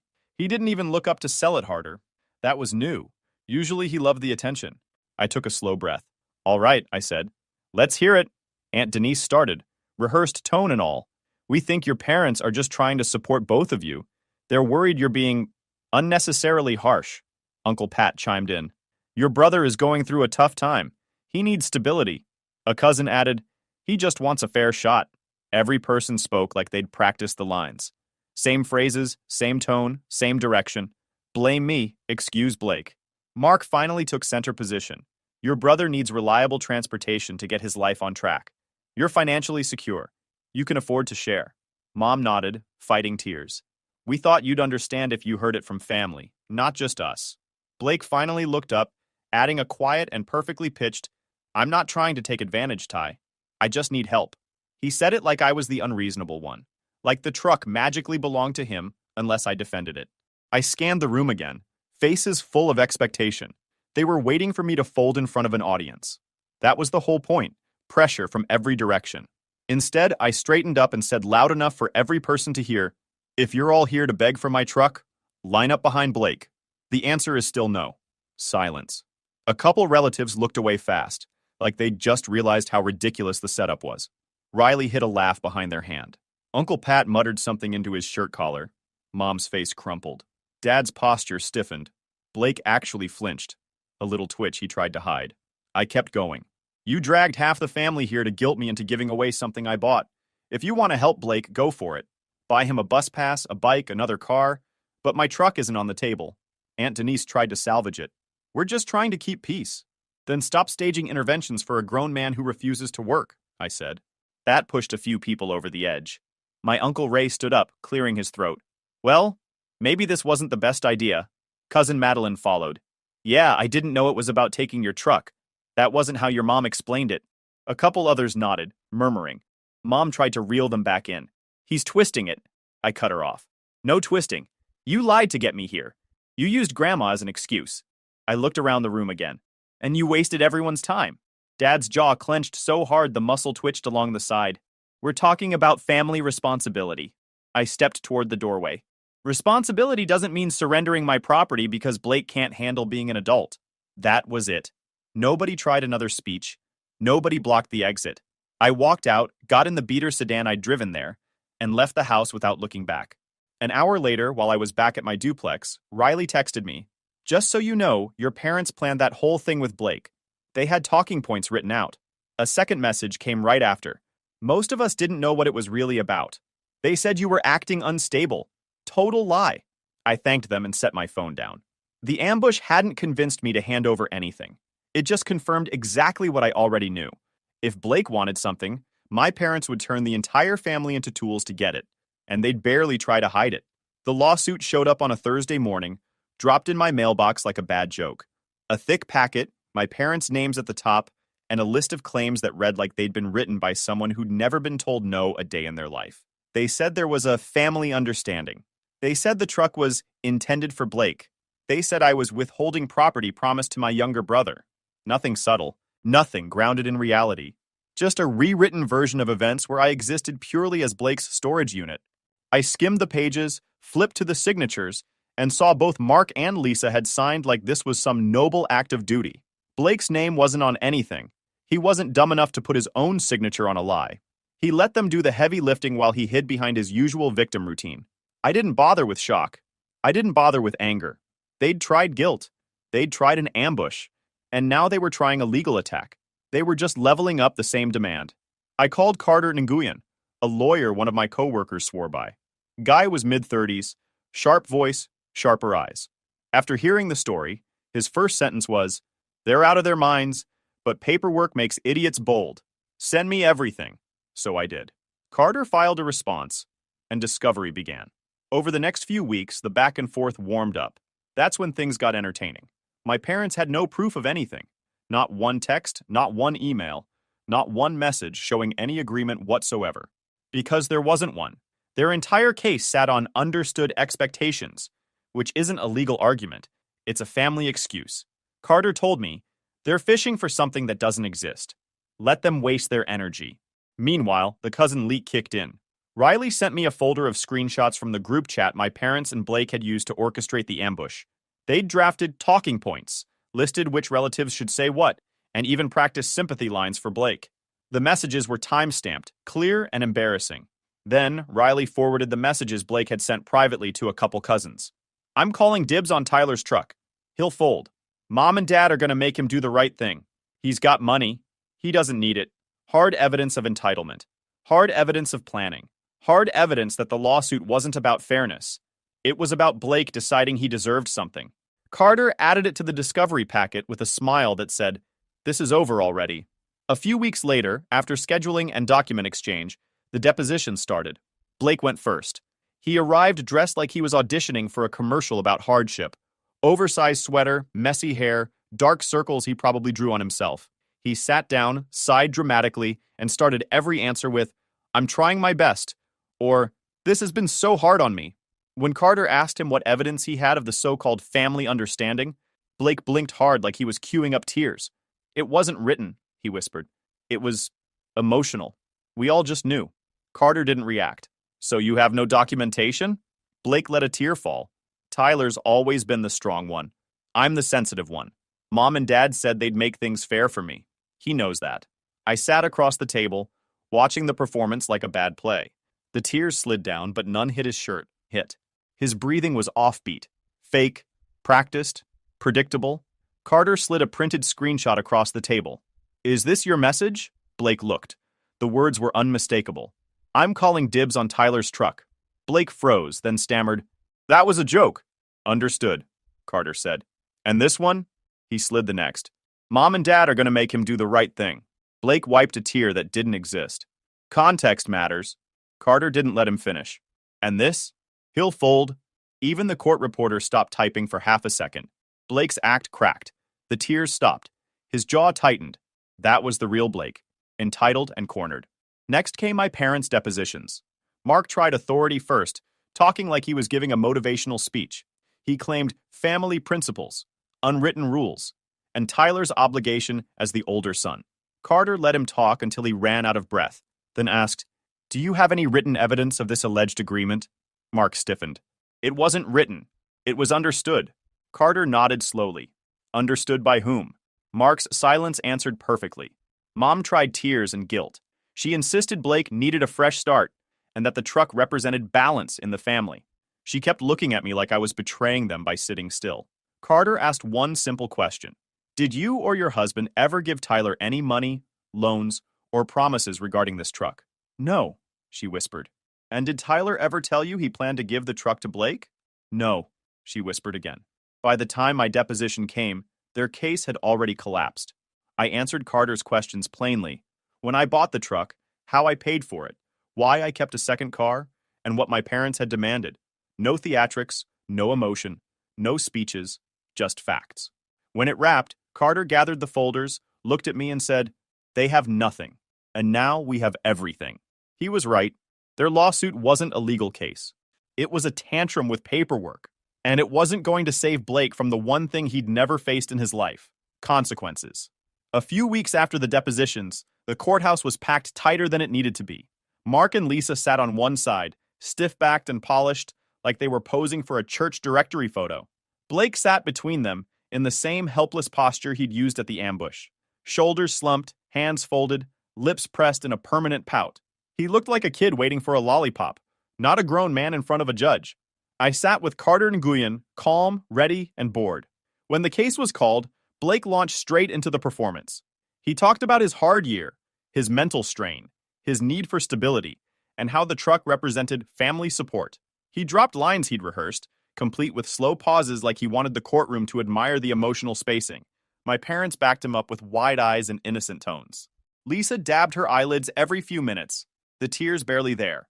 Mark tried to play the reasonable father, talking about family expectations and promises understood between brothers. He didn't look at me once, not even when he explained my duty as the older son. Carter took his turn and dismantled the whole thing piece by piece. No agreement, no documentation, no messages showing any plan to give Blake a truck. Then he presented the screenshots, the group chat planning the ambush, the dibs statements, the guilt manipulation strategy. The judge read each page slowly, like he was waiting for someone to give him a reason not to laugh. Blake tried to interrupt twice. Both times the judge shut him down. When it was over, the judge leaned back and let the silence stretch. Then he delivered the ruling in clean, sharp sentences. Case dismissed with prejudice. Plaintiffs cover my costs and attorney's fees. No evidence of any agreement. Blake's face collapsed. Lisa gasped. Mark's jaw twitched like he was chewing nails. I thanked the judge, shook Carter's hand, and walked out of the courtroom feeling exactly how I expected to feel. Steady, not triumphant. The outcome had never been in doubt. I drove back to my duplex, parking the Silverado in its usual spot. I barely had time to shut the truck door before I heard footsteps behind me. Mark. He came across the driveway with the straight-line march he used to use when he was about to bark orders. No hello, no build-up. He stopped 3 feet away, eyes locked on the keys in my hand.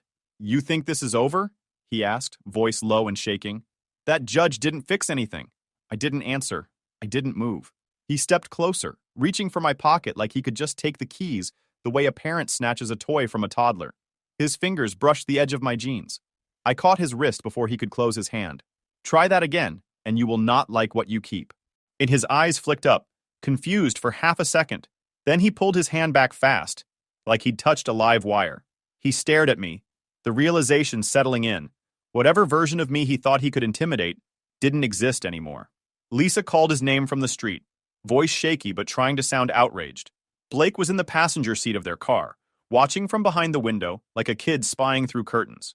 Mark held my stare another second, then stepped back. "You're a disappointment," he said. "Get in line," I answered. He walked off, shaking his head like he'd been wronged. They drove away, Blake craning his neck to get a last look at the truck. I pocketed the keys and went inside. 3 days later, I was doing a routine check on the Silverado. Nothing unusual, just habit. When I crouched under the front end, I noticed something out of place. The wheel speed sensor lead in the front harness had been cut clean. Not frayed, not worn. Someone knew exactly what to slice to strand me later. It wouldn't have killed the truck instantly, but it would have stranded me somewhere inconvenient. Maybe the highway, maybe a job site hours from town. Definitely not an accident. I didn't swear. I didn't rant. I just took out my phone and took pictures from every angle. Then I pulled the footage from the cameras I'd installed before, replaying the last few nights frame by frame. Blake never appeared on camera. Neither did my parents. Whoever did it came up the narrow side yard path along the fence, the one angle my first setup did not cover. I had the front walk and the alley approach, but not that cut through by the trash cans. So I fixed that. I spent the evening redoing the entire setup. New mounts, higher angles, additional coverage over the whole driveway and both sides of the duplex. No gaps, no blind corners, no way to approach the truck without showing up on a lens. When I was done, I wiped my hands, locked the doors, and sat on the couch. I was waiting. Because the pattern was obvious. When Blake didn't get what he wanted, he escalated. When my parents didn't get what they wanted, they pushed harder. And nothing about the last week suggested they were done. The morning it happened, the air was cold enough to fog my breath as soon as I stepped outside. I locked the front door, coffee in one hand, work bag in the other. Same routine, same time, same quiet duplex driveway. Then I saw the Silverado. All 4 tires were flattened to the rims. Not deflated, slashed. Straight, deliberate cuts. Whoever did it used a sharp blade and confidence. I didn't walk closer right away. I stood still, taking in the angles of the cuts, the way the rubber peeled outward. No guessing needed. This wasn't random vandalism. It was a message. I turned around, went back inside, set the coffee down, and pulled up the upgraded camera feed. I fast-forwarded through the night until motion detection kicked in. There he was, Blake. Clear as daylight, hood off, face uncovered. He came in from the side yard path I had just covered, stepped into the driveway with a knife in his right hand, crouched, and slashed the front tire in one quick motion. No hesitation. Then the next. Then the next. He switched hands once, wiped the blade on his sleeve, and kept going. He wasn't rushing. He wasn't hiding. He wasn't even checking the surroundings. He did it like he believed the world was his, and I was still in the role they raised me for. He finished, looked at the truck like he'd accomplished something meaningful, and walked away without looking back. I saved the footage. Then I saved it again to an external drive. Then emailed a copy to myself. 3 versions. No chance of accidental deletion. I grabbed my keys for the beater sedan, backed out, and drove straight to the police station. Inside, I explained the situation to the desk officer. He asked for proof. I handed him the USB. He clicked play. Blake appeared on the screen, slashing tire after tire with the enthusiasm of someone cutting birthday cake. The officer's eyebrows went up. "Well, that's clear." "Crystal," I said. He called another officer over, who watched it once and nodded. "Yeah, we'll open a case. Someone will reach out soon." The report was filed under vandalism and criminal mischief. I signed the papers, provided my contact information, and walked out. No emotion, no drama, just procedure.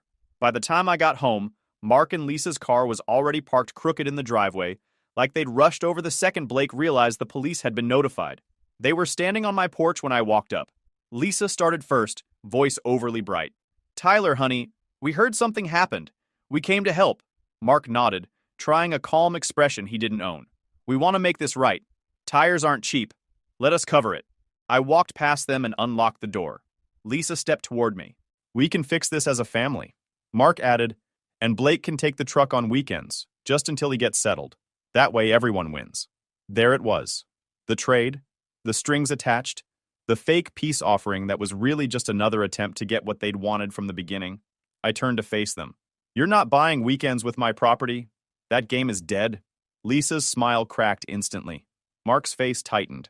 Before either of them could respond, Blake came around the corner of the house. He must have been listening the whole time.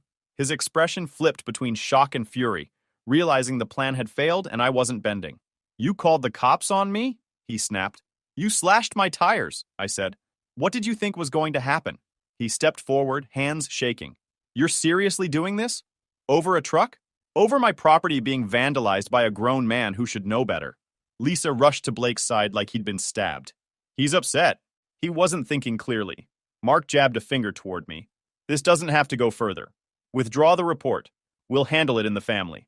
It's already filed, I said. And it's staying filed. Blake's jaw tightened. His eyes went sharp. The victim act collapsing. You're ruining my life. No, I said. You're ruining your own. He glared at me with a mix of humiliation and something close to panic. He wasn't used to consequences approaching from the front door. They didn't say goodbye when they left. They just got in the car, slammed the doors, and peeled out like teenagers caught shoplifting. An hour later, the call started. Blake first, crying, rambling, begging. Then yelling, insulting, threatening, then crying again. I didn't answer a single one. I let the voicemail fill up. When the last call came in, I picked up just long enough to deliver one line. You wanted my attention. Congratulations. You got the kind that comes with a case number. Then I hung up. On the drive back from the station, I called the shop that outfits our site trucks. They had a matching set in stock and held them for me. I swung by in the beater, loaded the rubber, and headed home. By evening, I had the tires replaced, one by one, with a torque wrench and a quiet mind. After that, I went inside and upgraded the cameras again. 2 more angles, tighter coverage, infrared, automatic backups to cloud and external. When the system rebooted, I scrolled through the settings, checked every feed, and clicked Save. Then I blocked all 3 numbers, Mark, Lisa, and Blake. Calls, texts, everything, gone. The next morning, I took the paperwork and filed for a no-contact order. Clean, simple, legal, final. By the time I returned home and stepped out into the driveway, the air was quiet. The Silverado sat on new tires. Cameras pointed from every angle, the morning damage replaced with clarity. I stood there for a moment, not to admire anything, but to acknowledge something simple. They didn't lose a truck fight. They lost the right to reach into my life ever again. And this time, they understood it. If you enjoyed this video, please hit that subscribe button. It really helps the channel and help us bring you more and better stories. Thanks. My manager scheduled my performance review during my wedding. Priorities, she smirked. I prioritized sending my resignation to her boss during her performance review. We both learned about timing. Hey, Reddit. So my manager thought it'd be funny to schedule my performance review right in the middle of my wedding weekend. Said I needed to get my priorities straight. Cool. So I got my priorities straight. Sent my resignation to her boss exactly 30 minutes into her own performance review. Turns out, timing really is everything. Name's Julian, 34 male. I worked as a senior operations analyst for Cascade Financial Solutions. Big regional firm. Handles investment portfolios for mid-sized companies. Does some consulting work on the side. Been there 8 years.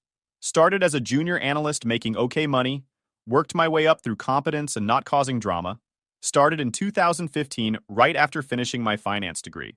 The market was recovering from the recession and jobs were competitive. Cascade wasn't my first choice, but they offered decent starting pay and promised growth opportunities for people who proved themselves. Figured I'd do 2 years, build my resume, move on to something bigger. 2 years turned into 8. Not because I was stuck. Got recruited multiple times over the years by competitors offering better packages. But Cascade felt stable. I knew the systems, understood the clients, had built relationships with people who actually respected competence over politics. Or so I thought. The job was fine. Good pay, decent benefits, the kind of work where if you're organized and detail-oriented, you can coast pretty comfortably. I handled portfolio reconciliation, which sounds boring because it is. But it's important boring. Companies trust us with millions in assets, and someone needs to make sure the numbers actually match reality. That someone was me, and I was good at it. Portfolio reconciliation isn't glamorous.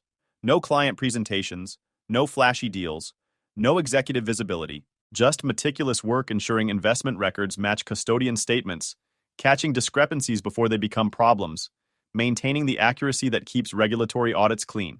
The kind of work where doing it perfectly means nobody notices you exist. except when something goes wrong. Then everyone notices. I'd saved Cascade's reputation at least 4 times in my 8 years there. The 2017 audit, where I caught a systematic error in dividend reinvestment calculations, would have cost the firm $3.2 million in regulatory fines if it had made it to examination. The 2019 client data migration that I personally quality checked because our vendor had screwed up the reconciliation protocols prevented 847 client accounts from showing incorrect balances. The 2020 system upgrade where I worked 73-hour weeks testing integration protocols because nobody else understood how our legacy platforms connected to the new infrastructure. Each time, I fixed the problem quietly, documented everything, made sure leadership knew what happened and how I'd resolved it, got thanked, got decent bonuses, got told I was invaluable to operations, just never got promoted to management. My manager was a woman named Patricia, mid-50s, 23 years with the company, the kind of person who'd turned middle management into a competitive sport, not in a good way. She'd clawed her way to operations director and spent most of her energy protecting territory instead of actually managing people. Patricia came up through Cascade in the 1990s, when the company was smaller and merit mattered less than endurance. She'd outlasted 3 restructurings, 2 ownership changes, and 5 different executives. Survival became her primary skill. She knew where every political body was buried, maintained relationships with the right people, and positioned herself as indispensable by making everything unnecessarily complicated. Her management style was simple: control information, take credit for successes, deflect blame for failures. She ran monthly team meetings where she'd spend 45 minutes talking about strategic initiatives that never materialized, and 15 minutes asking for status updates she'd ignore. One-on-ones were performative. She'd ask about your workload while checking email, nod at appropriate moments, then continue doing exactly what she'd been doing before. But she was smart about it. Never crossed lines that would get HR involved. Never created documentation trails that could be used against her. Just maintained this constant pressure that made questioning her seem more trouble than it was worth. Patricia and I had an understanding for the first 6 years. I did my work, stayed out of office politics, and she left me alone. That worked until 2 years ago when she hired someone new. Her nephew, guy named Kyle. Kyle was 26, fresh MBA from some regional program, 0 actual experience in financial operations. Patricia brought him in as a special projects coordinator, which is corporate speak for I'm creating a position because nepotism. The hiring process was a joke. Job posting went up on a Friday, got taken down the following Monday.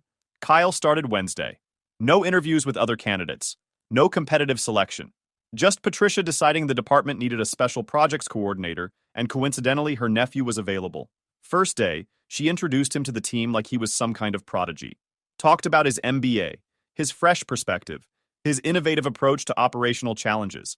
Kyle stood there looking uncomfortable, but not uncomfortable enough to acknowledge this was complete garbage. I gave him the benefit of the doubt initially. Maybe he'd actually prove competent. Maybe Patricia would keep him contained to actual special projects that didn't impact real work. Within 3 months, Kyle was handling client presentations I'd spent years building expertise for. Within 6 months, Patricia started routing important reconciliation projects through him first. Projects I'd designed, processes I'd built from scratch. The shift was gradual but deliberate. Small redirections at first. Kyle's going to sit in on this client meeting, learn how we handle these relationships. Then it became, Kyle will be presenting to the client, you'll be there for technical support. Eventually, it was just, Kyle's handling this, loop him in on the details. I watched my work get filtered through someone who didn't understand it, repackaged with buzzwords from his MBA program, and presented to clients who'd worked with me for years. They'd look confused during meetings, asking questions Kyle couldn't answer, and I'd step in to clarify. Then Patricia would thank Kyle for managing the presentation effectively. The other analysts noticed, started making comments in private about Patricia's nephew getting preferential treatment. But nobody said anything officially because Patricia controlled performance reviews, project assignments, and basically every aspect of career advancement in operations. The breaking point came last April when the CFO asked me to lead a system integration for a major client acquisition. Big project, high visibility, the kind of thing that could actually move a career forward. Spent 2 weeks developing the integration plan, stress testing protocols, building documentation. Patricia called me into her office the day before my presentation to the executive team. Said Kyle would be presenting instead.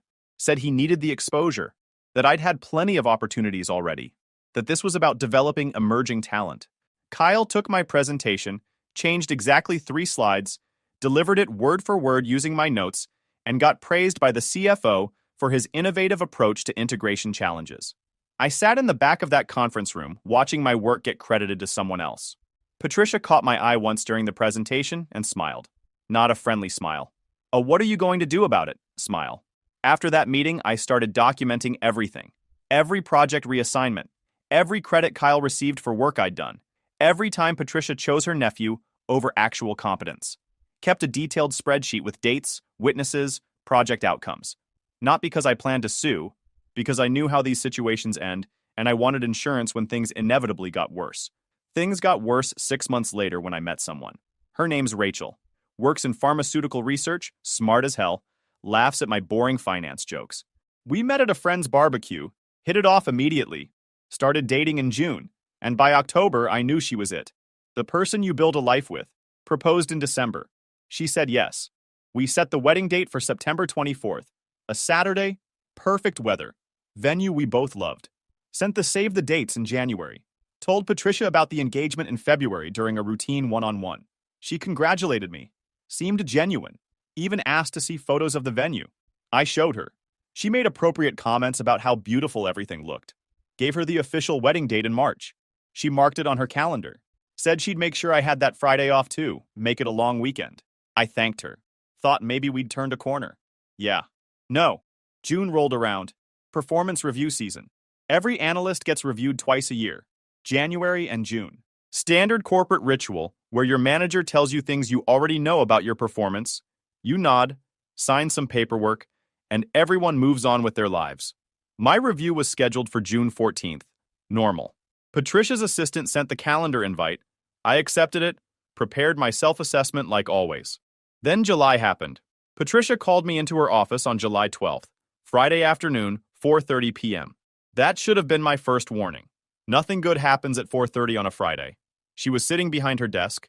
Kyle was standing near the window. That should have been my second warning. "Julian," she started, "we need to reschedule your performance review." "Okay. When works better?" "September 24th, 2 p.m. I blinked. "That's my wedding day." "I'm aware." She didn't even look up from her computer. "Unfortunately, it's the only time that works with everyone's schedules." "Everyone's schedules?" "Kyle will be sitting in on your review. He's being groomed for a leadership position, needs exposure to the performance management process." She finally looked at me. "This is a development opportunity for him." My stomach dropped. "Patricia, that's literally my wedding. The ceremony starts at 3 p.m. Then you'll need to decide what's more important." She smiled. That same smile from the presentation. "Your performance review impacts your compensation, your advancement opportunities, your standing with the firm. I'd think carefully about your priorities." Kyle shifted by the window. Looked uncomfortable, but not uncomfortable enough to say anything. "I've had this date on the calendar for months. You marked it yourself. Plans change. The business has needs. We're entering Q4 planning, and your review is a critical input for resource allocation decisions." Patricia leaned back in her chair. 2 p.m. September 24th. Don't be late. I sat there for maybe 10 seconds. Brain running through options. Push back harder? Go to HR? Appeal to someone above her? "I'll figure it out," I said. "Good. Glad we understand each other." Walked out of her office knowing exactly what this was. Not about scheduling conflicts. Not about Q4 planning. This was about power. About showing me who was in control. About making me choose between my career and my wedding, knowing either choice would hurt. That weekend, Rachel and I talked it through. She was furious. Wanted me to go straight to HR, file a complaint, escalate to Patricia's boss. I explained how these things work in corporate environments. HR protects the company, not employees. Patricia had 23 years of political capital. I had documentation but no leverage. "So what do we do?" Rachel asked. "We don't do anything. I handle it." "Handle it how?" I kissed her forehead. "Trust me. Just trust me." Over the next 6 weeks, I executed the quietest job search of my career. Updated my resume during lunch breaks. Did phone interviews from my car in parking lots 3 towns over. Met with recruiters at coffee shops where nobody from Cascade would ever go. The job search required military precision. Couldn't use my work computer or phone for anything. Couldn't let anyone at the office know I was looking. Scheduled interviews during doctor appointments and family emergencies that were vague enough to not raise questions. Told exactly 0 people at work. The first recruiter I talked to was skeptical when I explained my situation. Said scheduling a performance review during someone's wedding sounded like something from a bad TV show. But when I sent him the documentation, Patricia's emails, the calendar invites, the reminders, his tone changed. "This is actually useful," he said. "Shows you have boundaries. Companies want people who can walk away from toxic situations." He connected me with 3 opportunities. 2 were lateral moves, similar roles, similar pay. The third was Meridian Capital. Bigger firm, more prestigious, actual growth trajectory. The Meridian recruiter wanted 3 interviews. Phone screen with HR, technical interview with the hiring manager, and 2 senior analysts. Final interview with the department VP, who'd done his homework and asked specific questions about projects I'd handled. Found 2 solid opportunities by mid-August. One was with Meridian Capital. Bigger firm, better pay, actual growth trajectory. The other was a senior analyst role at a competing investment firm. Both wanted me. Meridian offered $98,000. Better benefits. Larger team with clearer advancement paths. The recruiter mentioned they were expanding their operations division and looking for people to potentially move into management. Took the Meridian offer on August 28th. Start date, October 2nd. Gave me a week after the wedding to tie up personal stuff before diving into the new role. But I didn't tell Patricia. Didn't tell anyone at Cascade Financial. September 24th was going to be interesting. The week before the wedding, Patricia sent 3 reminder emails about my performance review, each one more pointed than the last. September 17th. Reminder: your performance review is scheduled for Saturday, September 24th at 2 p.m. Please come prepared with your self-assessment and supporting documentation. September 20th. I haven't received your self-assessment yet. This is required 48 hours before your review. Please submit immediately. September 22nd. Julian, your performance review is in 2 days. Non-attendance will be noted in your file as a failure to engage in the performance management process. This could impact your standing with the firm. Each email CC'd Kyle. Of course.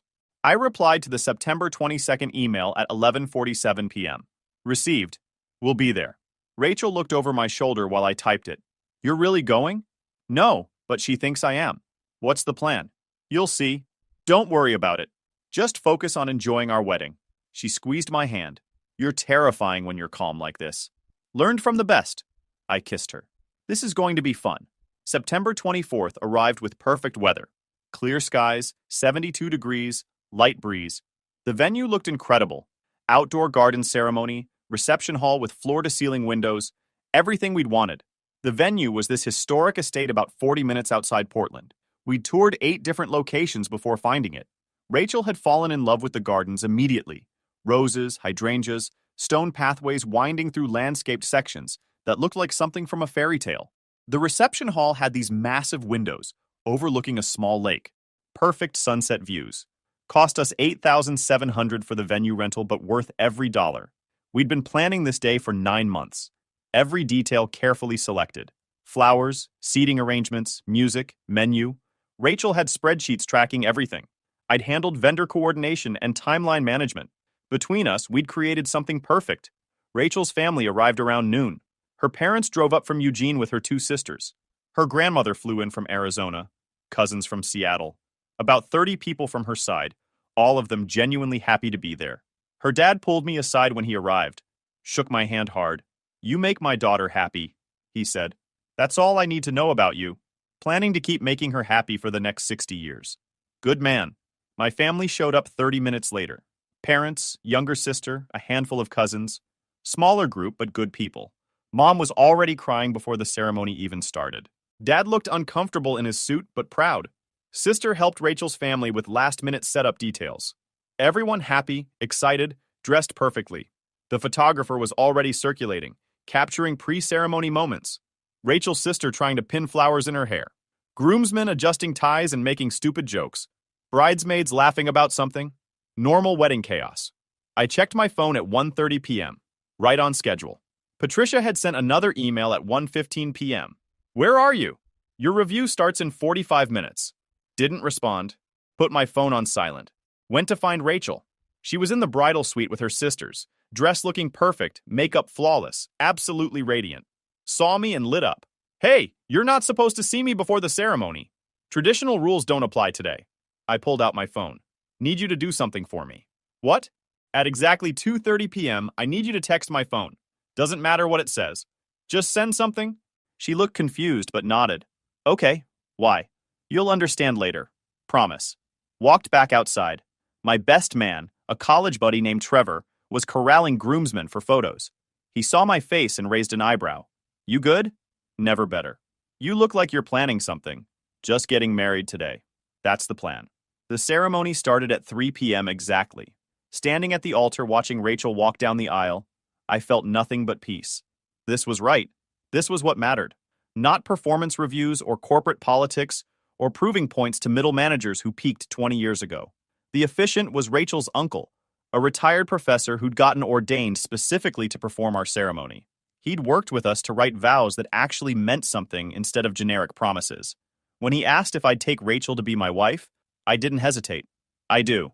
When he asked Rachel, she smiled at me with tears in her eyes. I absolutely do. We said our vows, exchanged rings, simple platinum bands we'd picked out together, kissed while everyone cheered, walked back down the aisle as husband and wife to applause and camera flashes. My phone stayed silent in my jacket pocket, right where I wanted it. The receiving line took 40 minutes, hugging relatives, thanking people for coming, accepting congratulations. Patricia's emails were piling up somewhere in cyberspace. I didn't care. This day was about Rachel and me. Everything else could wait. Reception started at 5 p.m. During cocktail hour, I finally checked my messages. 7 emails from Patricia. Timestamps showed they started getting frantic around 2:15 p.m. 2:14 p.m. Julian, where are you? 2:31 p.m. This is completely unacceptable. You're missing your performance review. 2:47 p.m. I'm documenting this as refusal to participate in required performance management activities. 3:04 p.m. Your behavior today demonstrates exactly the kind of attitude problems we'll be addressing in your review. 3:22 p.m. You've made a serious error in judgment. 3:45 p.m. We'll be discussing disciplinary action on Monday. 4:18 p.m. This will have consequences. Each one CC'd Kyle and Patricia's boss, David Chen. Wait, can't use that name. Let me call him David Foster. Her boss, David Foster. Perfect. I forwarded all 7 emails to my personal account. Then I opened my work email and started typing. My resignation letter took exactly 8 minutes to write. Short, professional, devastating. Dear David Foster, please accept this as my formal resignation from Cascade Financial Solutions, effective immediately. After 8 years with the company, I've accepted a senior position with Meridian Capital. My last day will be September 24th, 2023. I want to specifically thank Patricia Williams for helping me clarify my priorities. Her decision to schedule my performance review during my wedding ceremony demonstrated exactly the kind of leadership approach that helped me recognize it was time to move on. I'm available to discuss transition planning at your convenience, though perhaps not during significant personal milestones. Best regards, Julian Reeves. Attached my documentation spreadsheet. Every project Patricia had reassigned to Kyle. Every instance of my work being credited to her nephew. Every email showing the pattern. 8 years of meticulous records showing exactly how operations had been managed under her leadership. Set the email to send at 6:30 p.m. Why 6:30 p.m. specifically? Because I'd checked the company calendar before the wedding. Patricia's own performance review with David Foster was scheduled for 6 p.m. Standard hour-long session. My resignation would land exactly 30 minutes into her review, right when David would be discussing her leadership effectiveness, her team development approach, her management philosophy. Timing really is everything. Rachel found me during dinner. You okay? You keep checking your phone. Just waiting for something. Should happen any minute. Is this about Patricia? Yeah, but don't worry about it. Enjoy dinner. Dance with your dad. I'll fill you in later. At 6:31 p.m., my phone buzzed. Email from David Foster's assistant. Received your resignation. Mr. Foster would like to speak with you Monday morning. Then nothing for 10 minutes. Then my phone exploded. Text from Patricia. Call me immediately. Email from Patricia. We need to discuss your resignation. Email from David Foster. Julian, I've received your resignation and supporting documentation. Can we schedule a call? Text from Patricia again. This is completely inappropriate. Email from Patricia's assistant. Patricia's asking if you can come to the office tomorrow. I responded to David Foster only. Happy to discuss transition planning Monday. Congratulations on your wedding celebration. Turned my phone back to silent. Went back to the reception. Danced with Rachel. Celebrated with family and friends. Had the best night of my life while Patricia presumably had the worst evening of her career. Monday morning came with clarity. Woke up in a hotel suite with my wife, that still felt amazing, and checked my email over room service coffee. The hotel was downtown Portland. Nice place Rachel and I had splurged on for the wedding night and next morning. Room service brought up breakfast around 8. Eggs, bacon, toast, fresh fruit, coffee that was actually decent for hotel coffee. We ate slowly, enjoying the peace before reality came rushing back. David Foster had sent a message at 7:04 a.m. Julian, please come to my office at 9 a.m. Just you and me. Got to the office at 8:55 a.m. David's assistant looked uncomfortable when she saw me. He's expecting you. Go right in. David Foster was 58, 26 years with Cascade Financial, worked his way up from analyst to senior vice president of operations. Smart guy. Fair. Didn't play politics, which was probably why Patricia had managed to operate under his radar for so long. His office was on the executive floor, corner space with windows overlooking downtown. He kept it simple. Functional desk, comfortable chairs for meetings, walls covered with industry certifications and company milestone photos. The kind of space that said, I work here, rather than look how important I am. Julian, sit down. I sat. That was quite a resignation letter. Seemed appropriate given the circumstances. He pulled up his computer screen, turned it so I could see. My documentation spreadsheet, open to the summary tab. Every reassigned project highlighted in yellow. Every instance of credit given to Kyle highlighted in red. 8 years of patterns. Impossible to dismiss as coincidence. I spent most of Sunday going through this. Called 3 other analysts. Asked them to verify some of the projects you listed. He leaned back. They verified everything. 2 of them asked if I was finally doing something about Patricia's management approach. She's been doing this a while. Apparently. David closed the laptop. Patricia's review did not go well. The timing of your resignation was particularly educational. Helped me understand some context I'd been missing about her leadership effectiveness. He paused, picked up a folder from his desk. After your resignation came through Saturday evening, I pulled Patricia's performance reviews for the past 5 years. Looked at turnover rates in operations compared to other departments. Found some concerning patterns. Like what? Operations has had 34% turnover over the past 3 years. Company average is 18%. Most exits are people with 3 to 7 years experience. Exactly the range where they'd be candidates for advancement to management positions. He opened the folder. Exit interviews cite lack of growth opportunities, favoritism in project assignments, and, quote, unclear evaluation criteria. That matches what I've seen. It also matches what I should have been paying attention to years ago. David looked genuinely frustrated with himself. I'm 3 levels removed from day-to-day operations. I rely on directors like Patricia to manage their teams effectively. When turnover happens, I get sanitized explanations about market conditions or employees wanting new challenges. Never dug deeper. You were given filtered information. Hard to spot patterns you're not shown. Still my responsibility. I'm the senior VP. I should have been asking harder questions. He pulled out another document. This morning I had HR pull all performance reviews Patricia's conducted in the past 4 years. There's a clear pattern. Analysts who work directly on her priorities get consistently higher ratings. Analysts who challenge her decisions or demonstrate independence get marked down for ambiguous things like attitude concerns or resistance to feedback. Kyle always got top ratings? Kyle's reviews are glowing. According to Patricia's assessments, he's the most talented analyst she's ever managed. Natural leader, innovative thinker, ready for immediate advancement. David looked at me.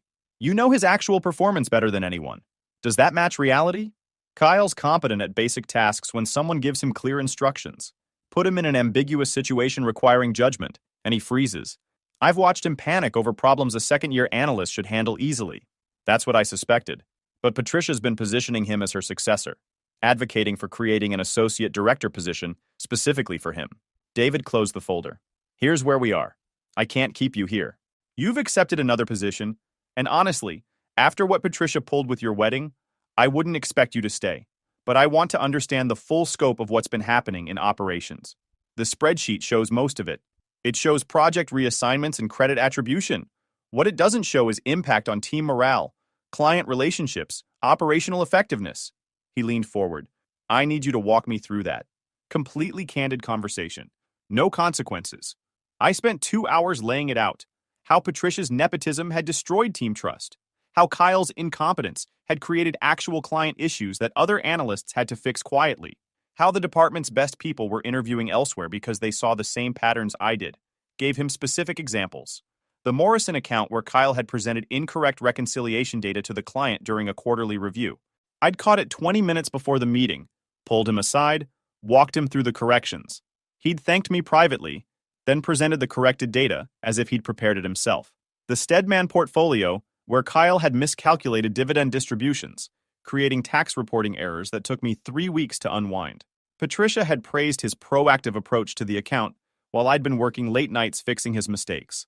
The internal audit where Kyle had prepared documentation that was technically accurate, but missed critical context about how our reconciliation processes actually worked. I'd spent a weekend rewriting everything before the auditors arrived. Patricia had thanked Kyle for his excellent preparation.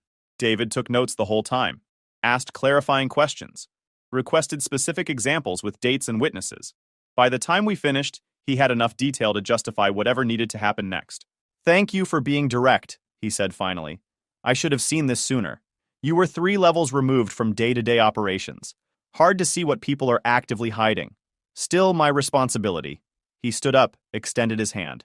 "I'm sorry we're losing you. You deserved better than this." I shook his hand. "Appreciate that. One more thing. Your documentation is incredibly thorough, professional, the kind of thing that demonstrates real analytical thinking." He smiled slightly. "Meridian's lucky to have you? Thanks. If you ever want to come back under different management, my door's open." I nodded. "I'll keep that in mind." Walking out of David's office, I ran into Kyle. He looked terrible.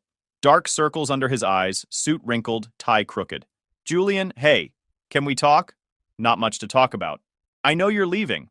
I just wanted to say—" He stopped, looked around, lowered his voice. "My aunt's freaking out. She thinks you're trying to get her fired." "Not trying to do anything. Just documented what happened. She didn't mean to schedule your review during your wedding. It was an honest mistake." I stared at him. "Kyle, she told me to my face it was about priorities. She said I needed to choose between my career and my wedding. That wasn't a mistake. That was a power play." He shifted uncomfortably. "She's really stressed right now. Maybe you could talk to David, explain it was just a misunderstanding." "No. Come on, man. She's family. She gave me this opportunity." "She gave you opportunities you didn't earn by taking them from people who did. That's not family support. That's corruption." I stepped past him. "Good luck with everything." He called after me. "This isn't over." I didn't respond. Honestly, didn't care if it was over or not. I was done with Cascade Financial in 6 days, regardless of what Patricia or Kyle thought. The rest of Monday was standard offboarding. Returned my laptop, badge, parking pass, handed over passwords and access codes, wrote transition notes for whoever would take over my portfolios. Tuesday, Patricia didn't show up to work. Her assistant said she was out sick. Wednesday too. Thursday.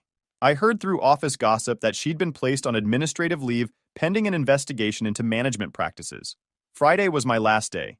A few analysts took me to lunch, asked where I was going, said they'd miss working with me. One of them, a woman named Jennifer, pulled me aside before we headed back. "I'm putting in my notice next week. Found a position at another firm. Better pay, better management." She looked at me seriously. "Thank you for finally documenting what we've all been living with.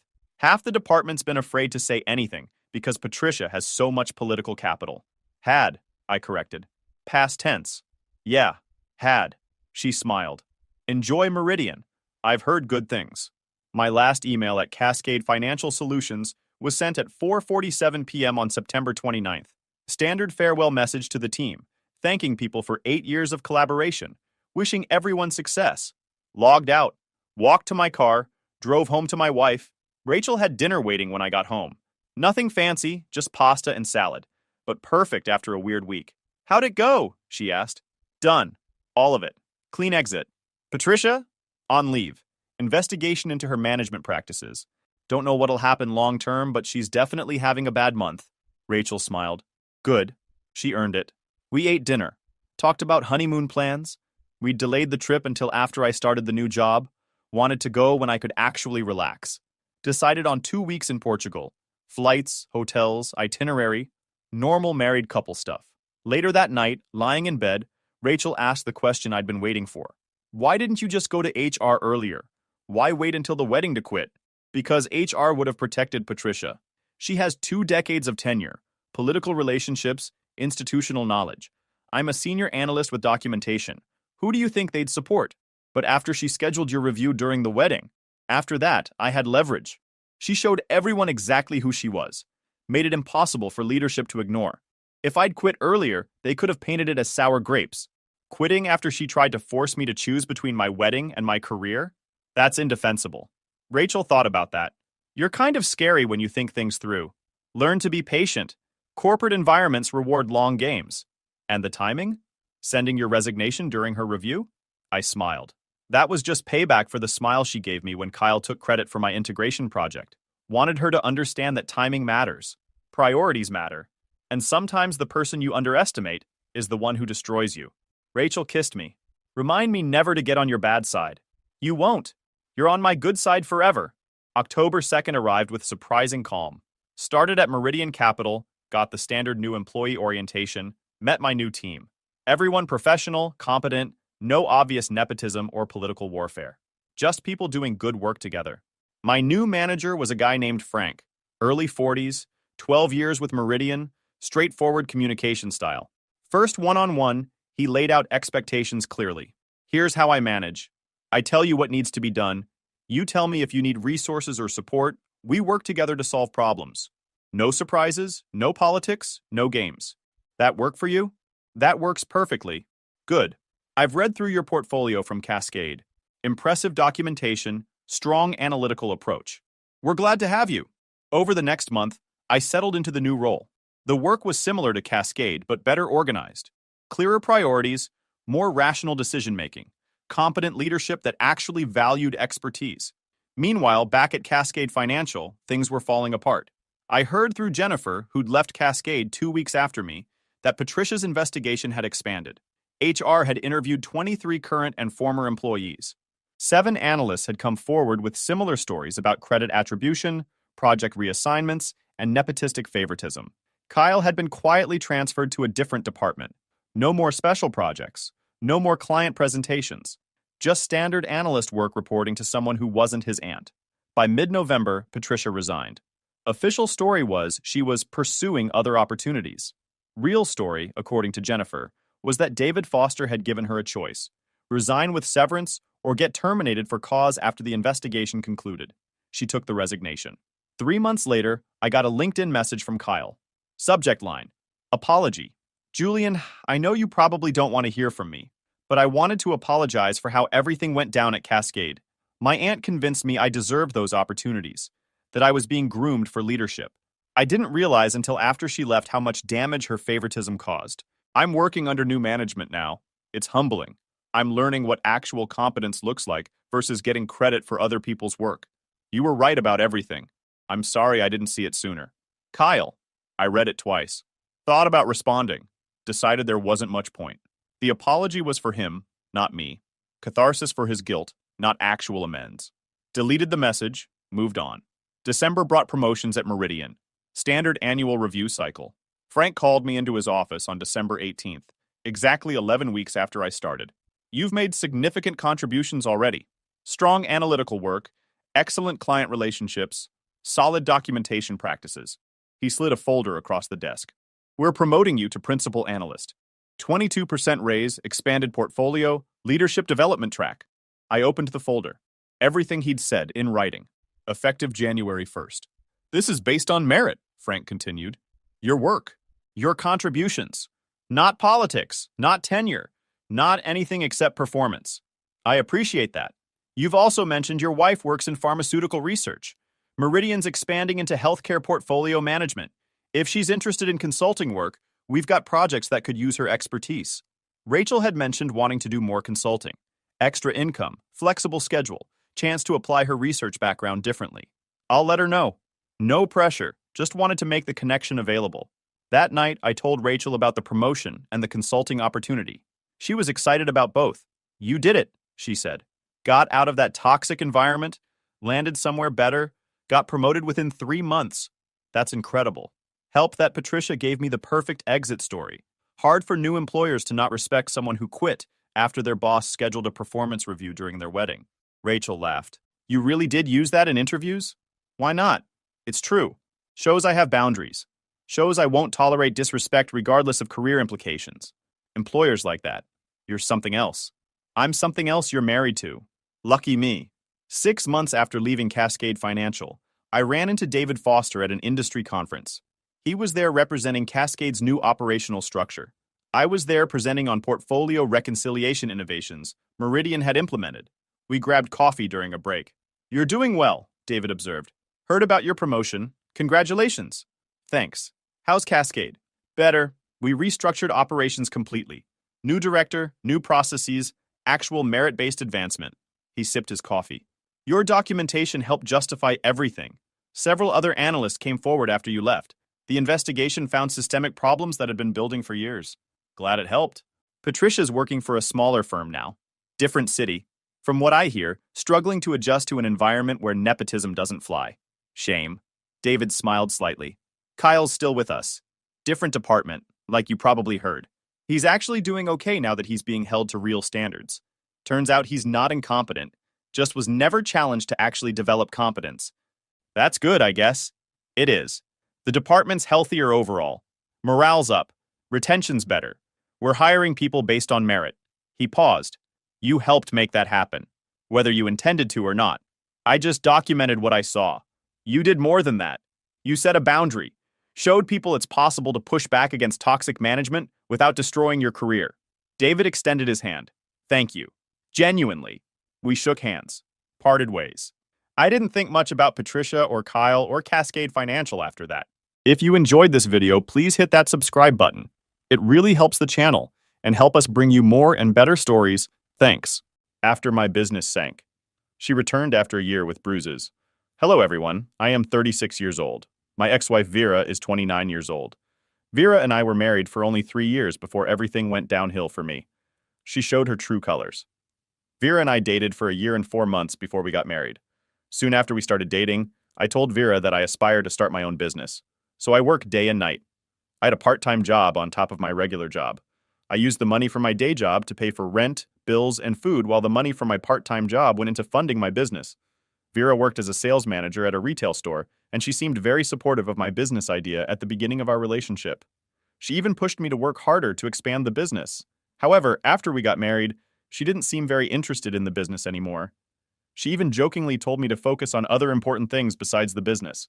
My business wasn't going as well as I had hoped, but I stayed determined because it was my dream, and I knew it was possible to make a profit.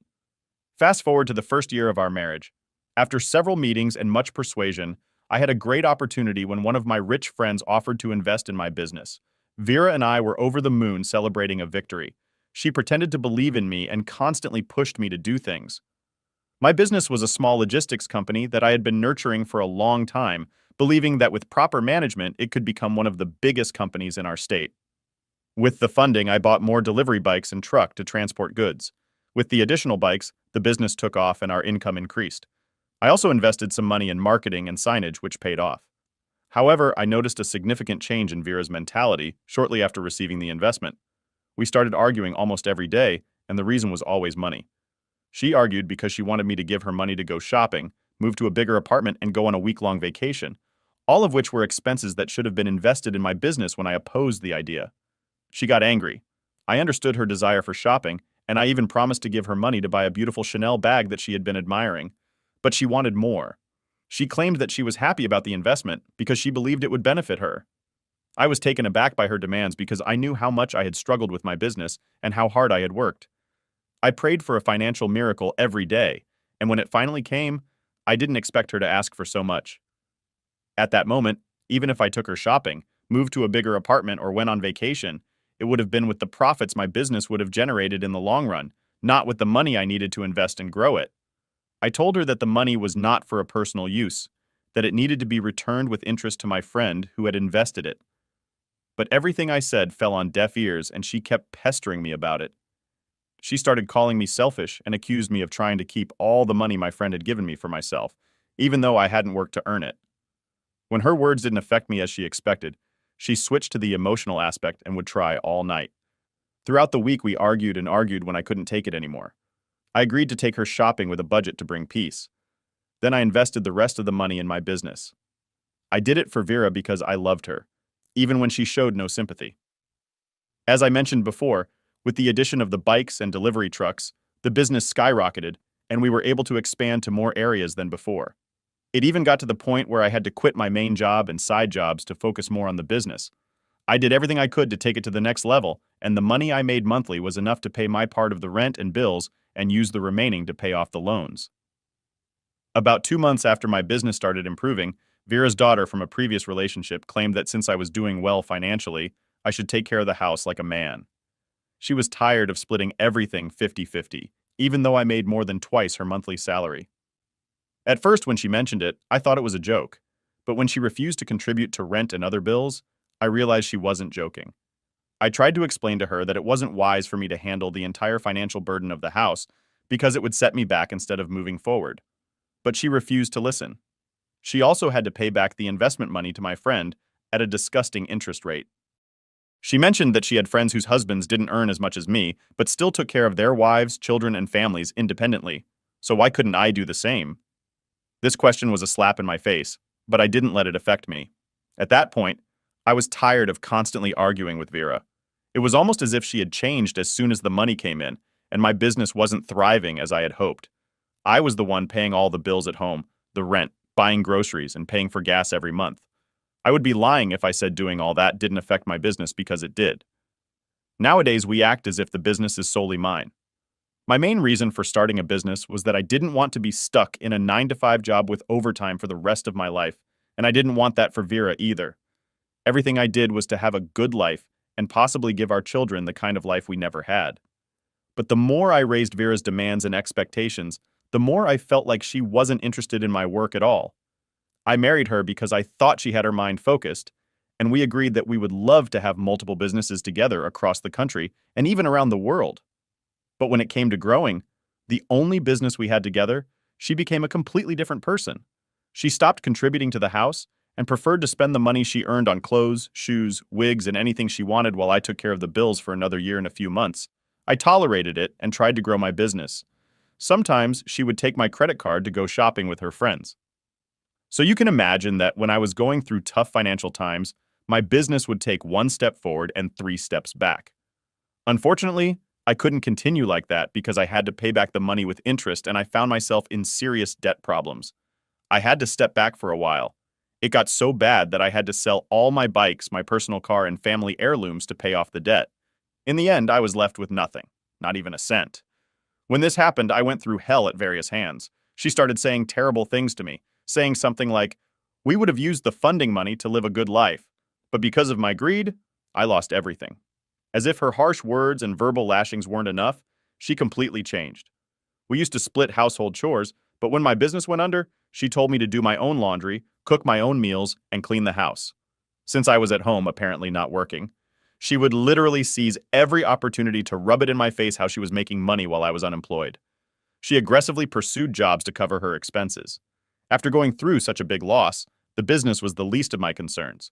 Survival was my priority. It was during this time that I realized she was always smiling and typing on her phone. Then she would come home with expensive gifts like bags, pots, shoes, and clothes. I knew she couldn't afford them because her salary alone couldn't buy her branded bag, and she would have had to save her salary for at least 4 months to get one of those high-end items. As soon as I realized she was coming home late every week with expensive things, I questioned her about it, and every time I did, she would turn it around on me and remind me that I had no right to question her because I didn't have a job and could never buy her those things. With her new attitude, I knew our intimacy would suffer. And that's exactly what happened. She stopped sleeping in our bedroom because she knew I would try to touch her. So just like that, our marriage became a nightmare in the blink of an eye. I think it was about 2 or 3 months after she started coming home with expensive things that I found it unbearable to tolerate her tantrums. But at that time, my prayer was to find a job as soon as possible. However, one night she came home and told me she wanted a divorce.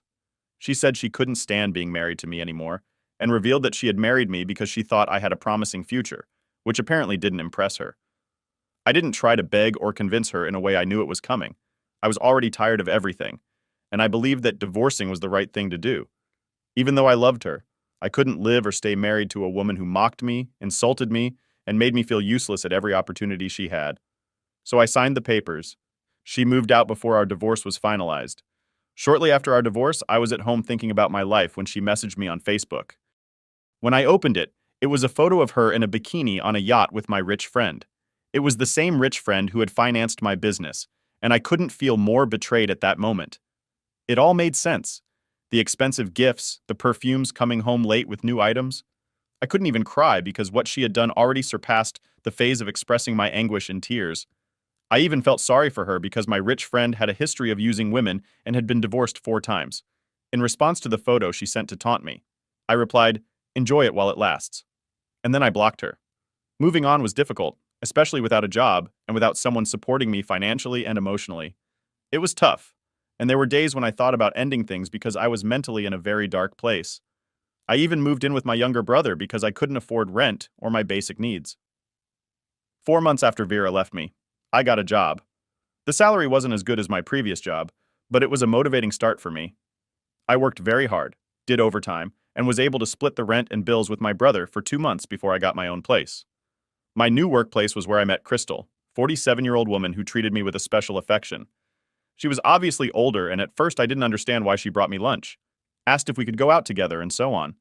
When I asked her about it, she said that I reminded her of her late brother who passed away when he was younger, and for some strange reason, I looked and walked like him. Crystal and I became very good friends, and when I told her about my past with a failed business, she promised to help me. In the short time we had known each other, I had already fallen in love with her. She cared about me and treated me with so much love. I hadn't even received the kind of care and love in the 3 years when I was married to Vera with Crystal. I felt spoiled, and I couldn't help but fall in love with her. Surprisingly, the help came. Crystal kept her promise and introduced me to someone who could help me financially. The person she introduced me to owed Crystal a favor in return for her help. Crystal also gave me a significant amount of money to invest in my business with the agreement that I would pay her back monthly. She also shared ideas with me on how to boost and expand my business, offering something that my competitor editors didn't. I know it all sounds too good to be true, and that's exactly how I felt. Within the span of 9 months after Vera and I divorced, things took a turn for the better. If someone had told me that I would recover so quickly, I wouldn't have believed it. The only exception was that Crystal didn't see me the same way I saw her. She saw me as her beloved brother, whom she missed dearly. She promised to continue supporting me as long as I held up my end of the deal. Crystal was almost 11 years older than me, and I didn't mind when she told me that we couldn't be together because she saw me as her brother. It hurt a little, but I got over it and decided to focus on growing my business. Although it felt like starting from scratch since I had sold my bikes, I didn't mind having a logistics business was something I genuinely wanted and was passionate about. I was determined to make it work with the funds provided. My business came back to life, and I felt truly happy. Just 3 weeks ago, almost a year after Vera and I divorced, I received a call from her. She said she wanted to see me. I thought she must have heard about my new success and wanted to see things for herself, so I agreed to meet her. I invited her to the headquarters of my company so she could see things for herself. I did it to rub it in her face. When she came, she looked so thin and didn't give the aura of a rich man's wife. Deep down, I wanted to ask her if everything was okay, but I didn't. My only purpose was to show her that I was doing well, even better than last time. The problem is that Vera called me again 2 days ago and asked if she could get back together with me because she was going through a lot with her new husband. I am very sorry, but your dream business has gone down the drain from the lack of respect to complete selfishness. It's disgusting to think that she only pretended to support you and your dreams, and it's quite shocking that your rich friend decided to indulge her and even sent you the photo to rub it in your face. What she's doing is despicable. She's just a lazy good-for-nothing, hungry for anything shiny and new. As for your business, I'm glad you have someone in your life who wholeheartedly believes in you. Keep focusing on your business. Now it's your baby. Don't let anything coming your way and try not to get distracted. I met with her a couple of months ago. This time her face was full of bruises. She told me she regretted divorcing me because even when I had little money, I treated her well and spoiled her like a queen. She regretted leaving me. She said she was suffering physically, mentally, and emotionally at the hands of her new husband. I feel very sorry for her as her husband is a terrible person who physically abuses her and she can't even report him because he is disgustingly wealthy. She also admitted that she had no job, and he didn't let her work because he provided her with everything she wanted and that suffocated her. She bitterly complained about his infidelity and how he brought different girls home every day, not caring about her presence. From everything she said, I don't know how much of it is true. All I can confirm is what I saw on her body. She looked physically, mentally, and emotionally unwell. It was evident that she had suffered abuse since the first month of her marriage, but she never called or complained about it until my business came back to life. Why? I shouldn't get back with her. And when I saw her begging, I said to her to give me time to think about it. I genuinely look forward to getting my revenge and making her feel the same pain I feel. It's quite embarrassing that she tried to get back with me after treating me as if I were worthless. Anyway, it's been a month now, and I can't begin to list all the things she did for me to get back together with her. She even shared explicit photos of my request, and we were constantly chatting ever since I told her that I would think about it.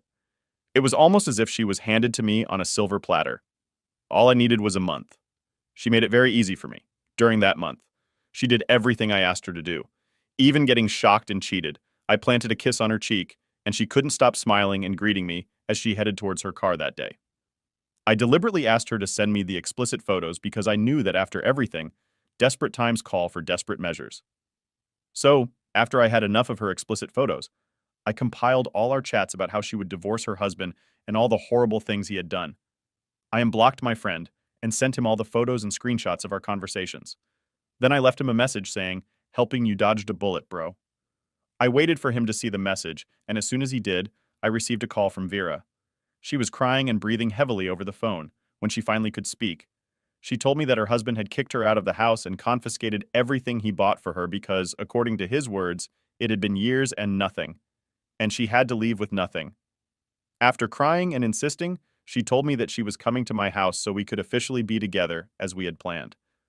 I took that opportunity to tell her that I was the one who sent everything to her husband and that we could never be together because she didn't deserve any love. When she cried even more and pleaded with me not to do this to her, I had already done it. I warned her not to show up at my house or business, or I would have her arrested. After I hung up, she removed her contact, and I can only imagine the anguish she must be going through right now. It was audacious of her to think she could have her cake and eat it too. Thank you for listening to my story. If you were in a similar situation, how would you handle it? I'm a 26-year-old guy, and I'm my dad's first kid. He got remarried when I was just a little kid to my stepmom, who's 52 now, and I also got a stepbrother who's a year younger than me, at 25. I moved to a different city for work, where I've managed to land a pretty solid job with a decent paycheck. To be honest, I've never been all that tight with my family, mainly because my dad and stepmom weren't exactly supportive of me growing up. I had a tough time with learning and was pretty awkward socially, which they didn't handle well at all. My stepbrother was like the superstar in their eyes, smart, athletic, and basically perfect in everything he did. I always felt like I was in his shadow, trying to catch up but never quite getting there. My dad seemed embarrassed by me, either ignoring me or making me feel bad for not being as quick or as smart as they wanted. But I didn't let that stop me. I worked super hard, juggled extra jobs, snagged some scholarships, and pretty much gave up having much of a social life to get through school. And, surprise, surprise, I ended up doing way better than they ever thought I would. My dad always favored my stepbrother, treating him like he could do no wrong, while my stepmom would shoot down anything I needed, especially when it came to school. They even doubted me when I got into college, making jokes about me failing or accusing me of lying about my acceptance. So, feeling totally unwelcome and undervalued, I pretty much stopped going home or asking them for anything. Fast forward to now, my dad's health has taken a turn for the worse, and my stepmom is suddenly calling me up, expecting me to drop everything, my job, my life, to come home and look after him full time. She says she's too tired to do it anymore, and that they need someone else to step in around the clock. I couldn't help but wonder why she didn't ask my stepbrother, who's actually living with them, to help out. So here's the deal. My stepbrother has been living at home without paying a dime, even when he was in college. Right now, he's not working or contributing financially at all. Instead, he says he's too caught up with his thesis to help out. According to my stepmom, his postgraduate studies are a big deal, way more important than anything I've done with my life. So in her mind, if someone has to put their career on hold to take care of my dad, it's got to be me. She didn't hesitate to tell me that straight up. Hearing this really ticked me off. I pointed out to her that her son hasn't really started a career to speak of, since he's pretty much been living off my dad his whole life. Right now, they're both living off my dad's retirement money, which is the only reason they don't have to work like everyone else their age. I also reminded her that as a housewife, it's kind of her job to look after her husband, who has been supporting her and her son for so long. Taking care of my dad isn't my responsibility. He wasn't really there for me growing up. After getting a bunch of guilt-tripping texts from my stepmom, trying to pressure me into coming home to take care of my dad for free while she and my stepbrother live off his money, I ended up blocking her. Does that make me the bad guy here? Update. There's been a bit of a development. My dad's health improved a bit after they got a professional caregiver for him. Now he's thinking about moving into a retirement home and selling the house. This has my stepmom and my stepbrother freaking out because they don't have anywhere else to go. With my stepbrother struggling to keep a job, they're worried they might end up without a home or enough to eat. They've been trying to convince me to talk my dad out of selling the house, but I'm not getting involved. It's his money, and he should be able to use it however he wants. Update 2. Just when I thought the family drama couldn't get any crazier, life threw some curveballs that even I didn't see coming. After I blocked my stepmom's number to stop the barrage of guilt-tripping texts, things took a turn for the silent treatment from their end. I thought, great, peace at last, but oh how wrong I was. Just when I started to enjoy the quiet, my dad, surprisingly, reached out directly. Yeah, the man himself, which is rare, to say the least. He called to let me know about his decision to move into a retirement home and sell the house, as I mentioned in the update. But here's the kicker. He wanted my opinion on it. After years of being the family outcast, suddenly my opinion mattered? It was a lot to process, but deep down, I felt this might be his way of trying to mend fences. Or maybe he was just looking for validation from the one kid who managed to make something of himself despite the odds. We had a long, heartfelt conversation where he admitted to many of his past mistakes and how he let my stepmom dictate the family dynamics to my detriment. It was a lot to take in, and while I appreciated the gesture, it didn't erase years of neglect and favoritism overnight. Still, it was a step in the right direction. Now, onto the more dramatic part of this update. My stepmom and stepbrother caught wind of this heart-to-heart and went into full panic mode. They started bombarding me with calls and messages from different numbers, pleading with me to convince my dad to reconsider selling the house. Their tone had changed drastically from demanding to almost begging. It was surreal to witness this 180 in their attitude. My stepbrother, who's been living in a bubble of entitlement his whole life, even tried to play the family card, saying we should stick together in tough times. Tough times that, let's be honest, they never thought they'd face, especially not on my watch. I stood my ground, though. I told them that it's Dad's decision and his alone. He's earned the right to live his remaining years in peace and comfort, without the burden of a house that's become too much for him to manage, and frankly, a burden of supporting two adults who've never really supported him. The news of the retirement home and the house sale spread through the family like wildfire, and suddenly I was receiving calls from relatives I hadn't spoken to in years, some siding with my stepmom and stepbrother, others surprisingly supportive of my stance. As for the retirement home, Dad's excited about it. He's looking forward to the social aspects, the activities, and, most importantly, the freedom it offers him from the toxic environment at home. He's even started making plans to travel, something he's always wanted to do, but never could because of family obligations. The house sale is moving forward, and my stepmom and stepbrother are scrambling to figure out their next steps. They've started looking for jobs, a concept so foreign to them, it's almost comical if it weren't so tragic. My dad, in a move that shocked me, has offered to help them with the transition, but made it clear he's not going to support them financially anymore. As for me, I've been doing a lot of thinking. This whole situation has forced me to reevaluate my relationship with my family, or what's left of it. I've realized that family isn't just about blood.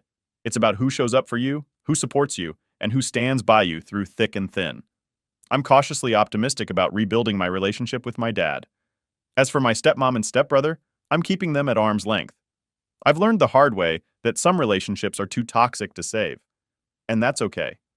I'm focusing on my own life, my career, and building my own version of family with people who genuinely care about me. So am I the a-hole for sticking to my guns and refusing to be guilt-tripped into a role I never asked for? I don't think so. And for the first time in a long time, I'm okay with that. Life's too short to live it on anyone else's terms but your own. Thanks for sticking with me through this roller coaster. Until next time, peace out. Story 2. Her college boyfriend passed away in an accident 5 years ago. So my girlfriend's college boyfriend tragically died in an accident about 5 years ago. I'm 28, and I totally get that he's a permanent part of her life and heart. She's 26, and how she's handled her grief and loss is a big part of her story. We've been together for 2 years now. The thing is, she often brings him up in our relationship, especially when I mess up or something bothers me. She talks about how he used to do things or how I might learn a thing or two from him. She's not mean about it, but it still feels pretty rough on my end. Just yesterday, I found out I got this promotion I'd been hoping for but wasn't really expecting to get. It was a big deal because there were loads of folks gunning for this spot. We were having a mini celebration, and in the middle of chatting about all the plans we had, I made a joke about being super nervous about things. That's when she mentioned how her past boyfriend was always super cool and laid back, never letting stuff get to him, while I'm the type who worries about everything. For some reason, that comment really got to me. I asked her to stop bringing him up, which seemed to offend her, and the whole evening just tanked. We ended up sitting in awkward silence before she decided to call it a night early. It feels like I'm always being measured against someone I can't possibly live up to. I understand he means a lot to her, but it's tough feeling second best all the time. She's been pretty cold today, hardly talking to me, and I know she's upset. I think I messed up by reacting the way I did, especially when we were supposed to be celebrating. I regret not being more thoughtful about it. I really want to fix things and have an honest talk about how we can get past this. I'm just not sure how to approach it without making things worse. Update 1. Reading through all the comments here really hit home that we needed to have a serious chat, even though she was still pretty annoyed with me. I figured maybe the best move was to just give her some space for a bit. It was right around then, a day or two after my promotion got announced, that some folks from work threw a little dinner for me. Since I was moving to a different division, I wouldn't be seeing them as much. That dinner was something special. It hit me deep, and it also kind of opened my eyes to how messed up things had gotten between us. Being there, celebrating something good about my life, made me realize just how unhappy I was feeling on the inside. So a few days later, we sat down and had that big talk. I opened up about feeling really down and mentioned maybe needing a break from us. Her reaction kind of threw me. It was like she had seen this coming and wasn't too shaken up by it. She agreed pretty quickly and said she'd move back in with our folks soon. Part of me, though, wished she had shown more of a reaction, some sign that this really mattered to her. I'm left feeling like maybe she never really loved me that much. It feels like I've spent years pouring my heart into something that wasn't fully there. She moved out 2 weeks ago, and yeah, the house feels super empty without her. But weirdly, I'm starting to feel a bit lighter, a bit more like myself, though not completely. She's not a bad person at all. Actually, she's pretty amazing, which is what made me fall for her in the first place. But the closer we got, the more I realized how our relationship wasn't making me happy. I know I've got my own issues to work on, especially when it comes to talking about how I feel. Update 2. Hey everyone, it's me again with another hefty update on the situation with my girlfriend, or, well, ex-girlfriend now. It's been a whirlwind of emotions, and I've had some time to reflect on everything that's happened. So grab a snack or something because this is going to be a long one. After she moved out, the first couple of weeks were rough. I'm talking about the kind of loneliness that has you questioning if you made the right decision. The silence in the apartment screaming louder than any argument we ever had. But as the days turned into weeks, I started to notice something. I was beginning to find pieces of myself that I didn't even realize I'd lost. I took up some hobbies that I'd put on the back burner, like painting and playing the guitar. It was weird at first, diving back into these activities without her around, but it also felt freeing. I realized how much of myself I'd compromised, trying to fit into this mold of the person she lost, someone I could never be. One day, I decided to visit a therapist. Yeah, I know, it sounds like a cliche, but it was honestly one of the best decisions I've made. We talked a lot about grief, both hers and mine, hers for her late boyfriend, and mine for the relationship I thought we had. The therapist helped me understand that it's okay to grieve not just for what you've lost, but also for what you hoped would be.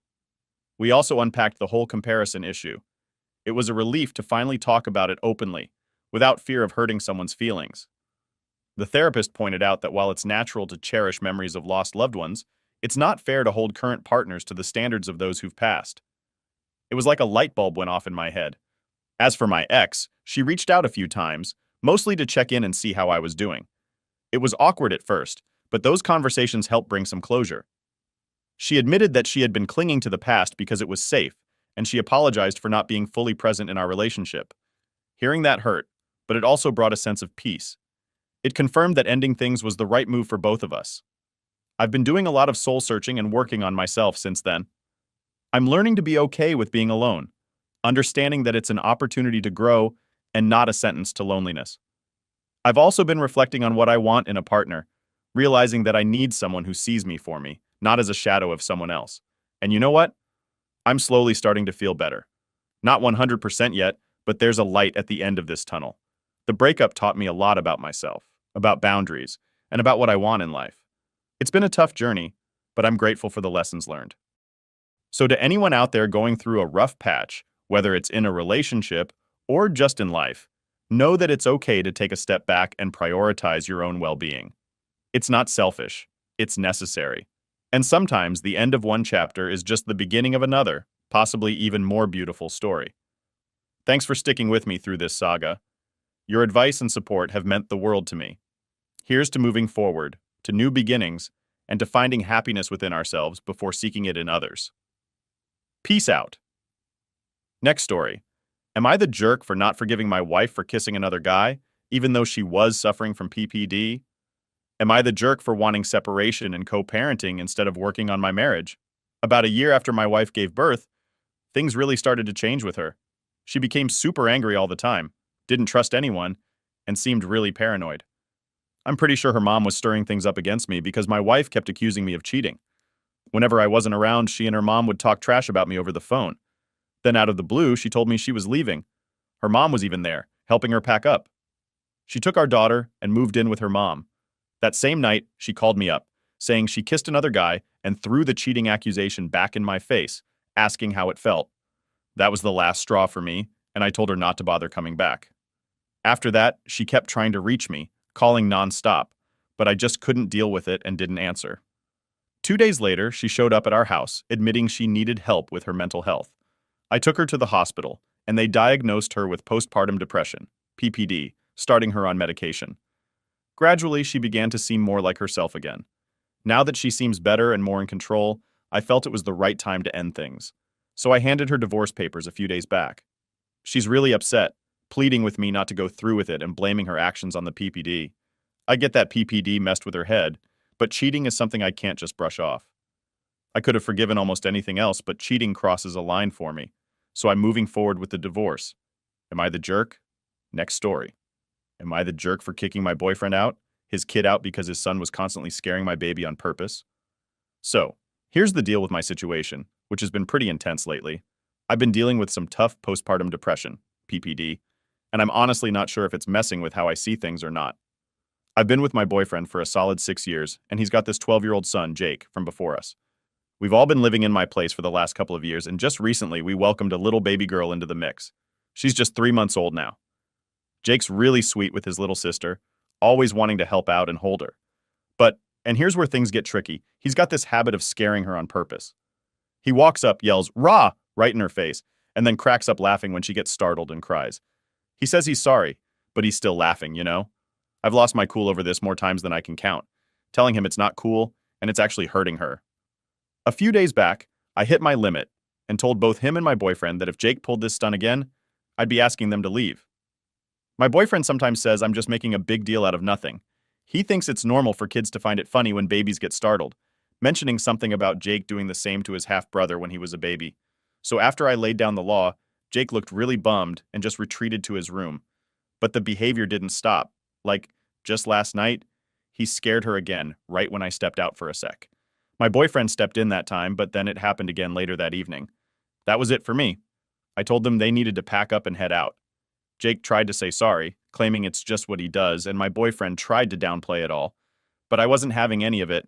My boyfriend tried to stand his ground, saying he wasn't leaving because he lives here too. So I was like, fine, I'll go and you'll be hearing from the cops with an eviction notice. They both started begging me to just chill out and remember Jake's only 12 and bound to mess up sometimes. But watching my daughter get scared over and over was just too much. So this morning, I went ahead with starting the process to kick them out. Everyone seems to think I'm just overreacting, but I'm at my wit's end with Jake's antics and my boyfriend making excuses for him. I even asked Jake straight up why he keeps doing it, and all he said was he thinks it's funny when kids cry. Update. Hey everyone, it's me again. I know it's been a hot minute since my last update, and trust me, a lot has happened since then. So let me fill you in on the latest drama because, honestly, it's been a roller coaster. After I posted last time about the whole situation with my boyfriend, his son Jake, and how his actions were affecting our baby, things escalated to a level I never expected. Kicking them out felt like the only option I had left after repeatedly trying to address the issue with no real change. The moment I made that decision, I knew things would never be the same. First off, let me clarify that the eviction process is a mess. It's emotionally draining, and going through it while dealing with PPD and trying to protect my daughter was just a lot. But amidst all the legalities and the tension, something unexpected happened. A few days after I filed for eviction, I received a call from my boyfriend's sister. She'd heard about what was happening and wanted to talk. Honestly, I was on the defense initially because I expected her to side with her brother, and tried to convince me I was overreacting. But that wasn't the case. She was incredibly understanding and suggested we all meet for a family mediation session with a professional. She believed, and I eventually agreed, that there were deeper issues at play here, especially with Jake. The idea was to address not just the immediate problem, but to try and heal the rift it had caused in the family. The day of the mediation was nerve-wracking. I went in there with a mix of anger, sadness, and a sliver of hope that maybe, just maybe, we could find a way forward that didn't involve tearing our family apart. During the session, a lot of things came to light. Jake opened up about feeling neglected and jealous since the baby arrived. He admitted that scaring her was a way to get attention, even if it was negative. Hearing that broke my heart. It was a wake-up call that we'd all been so wrapped up in our own issues that we'd failed to see the cry for help right in front of us. My boyfriend, for his part, acknowledged that he'd been dismissing my concerns and not taking responsibility for his son's actions. He apologized, not just a quick "I'm sorry," but a genuine, heartfelt apology for putting me and our daughter through so much stress. It was an emotionally charged session, but it was also the first step towards healing. We all agreed to family therapy to better understand and support each other. Jake started individual therapy as well, to address his feelings and find healthier ways to express them. As for the eviction, well, it's been put on hold. We're giving it another shot, but this time with clear boundaries and a commitment to work through our issues together as a family. It's not going to be easy, but I feel like we're finally moving in the right direction. The support I've received from some of you has been a beacon of light in some pretty dark times. And to those who thought I was overreacting, I get it. From the outside, it might have seemed like an extreme step. But being a mom means protecting your child, no matter what. And sometimes that means making tough decisions. I'm cautiously optimistic about the future. There's a lot of work to do, a lot of trust to rebuild, but for the first time in a long time, I feel like we might just be able to make it through this storm together. So that's the update. It's messy, it's complicated, but it's real life.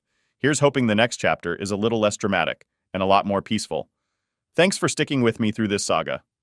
When I got falsely accused, my brother started a smear campaign to throw me in jail. My parents called him a hero for protecting the victims, so I made them regret it. Now they are begging me. Sup, Reddit. My brother tried to bury me after I was falsely accused, screaming "rot in prison." My parents disowned me, calling me a predator. I, 38 male, run my own electrical contracting business and teach basic electrical safety courses at Riverside Community College twice a week. Not exactly glamorous, but I clear 6 figures when the commercial jobs are rolling in, and the teaching gig keeps my skills sharp. Plus, the college pays $75 an hour for 2 4-hour sessions. Easy money. The whole nightmare started on a Wednesday, when the department head, Vincent, called me into his office after my morning session. I figured it was about the new curriculum they wanted to implement for fall semester. Maybe a pay bump. Something normal.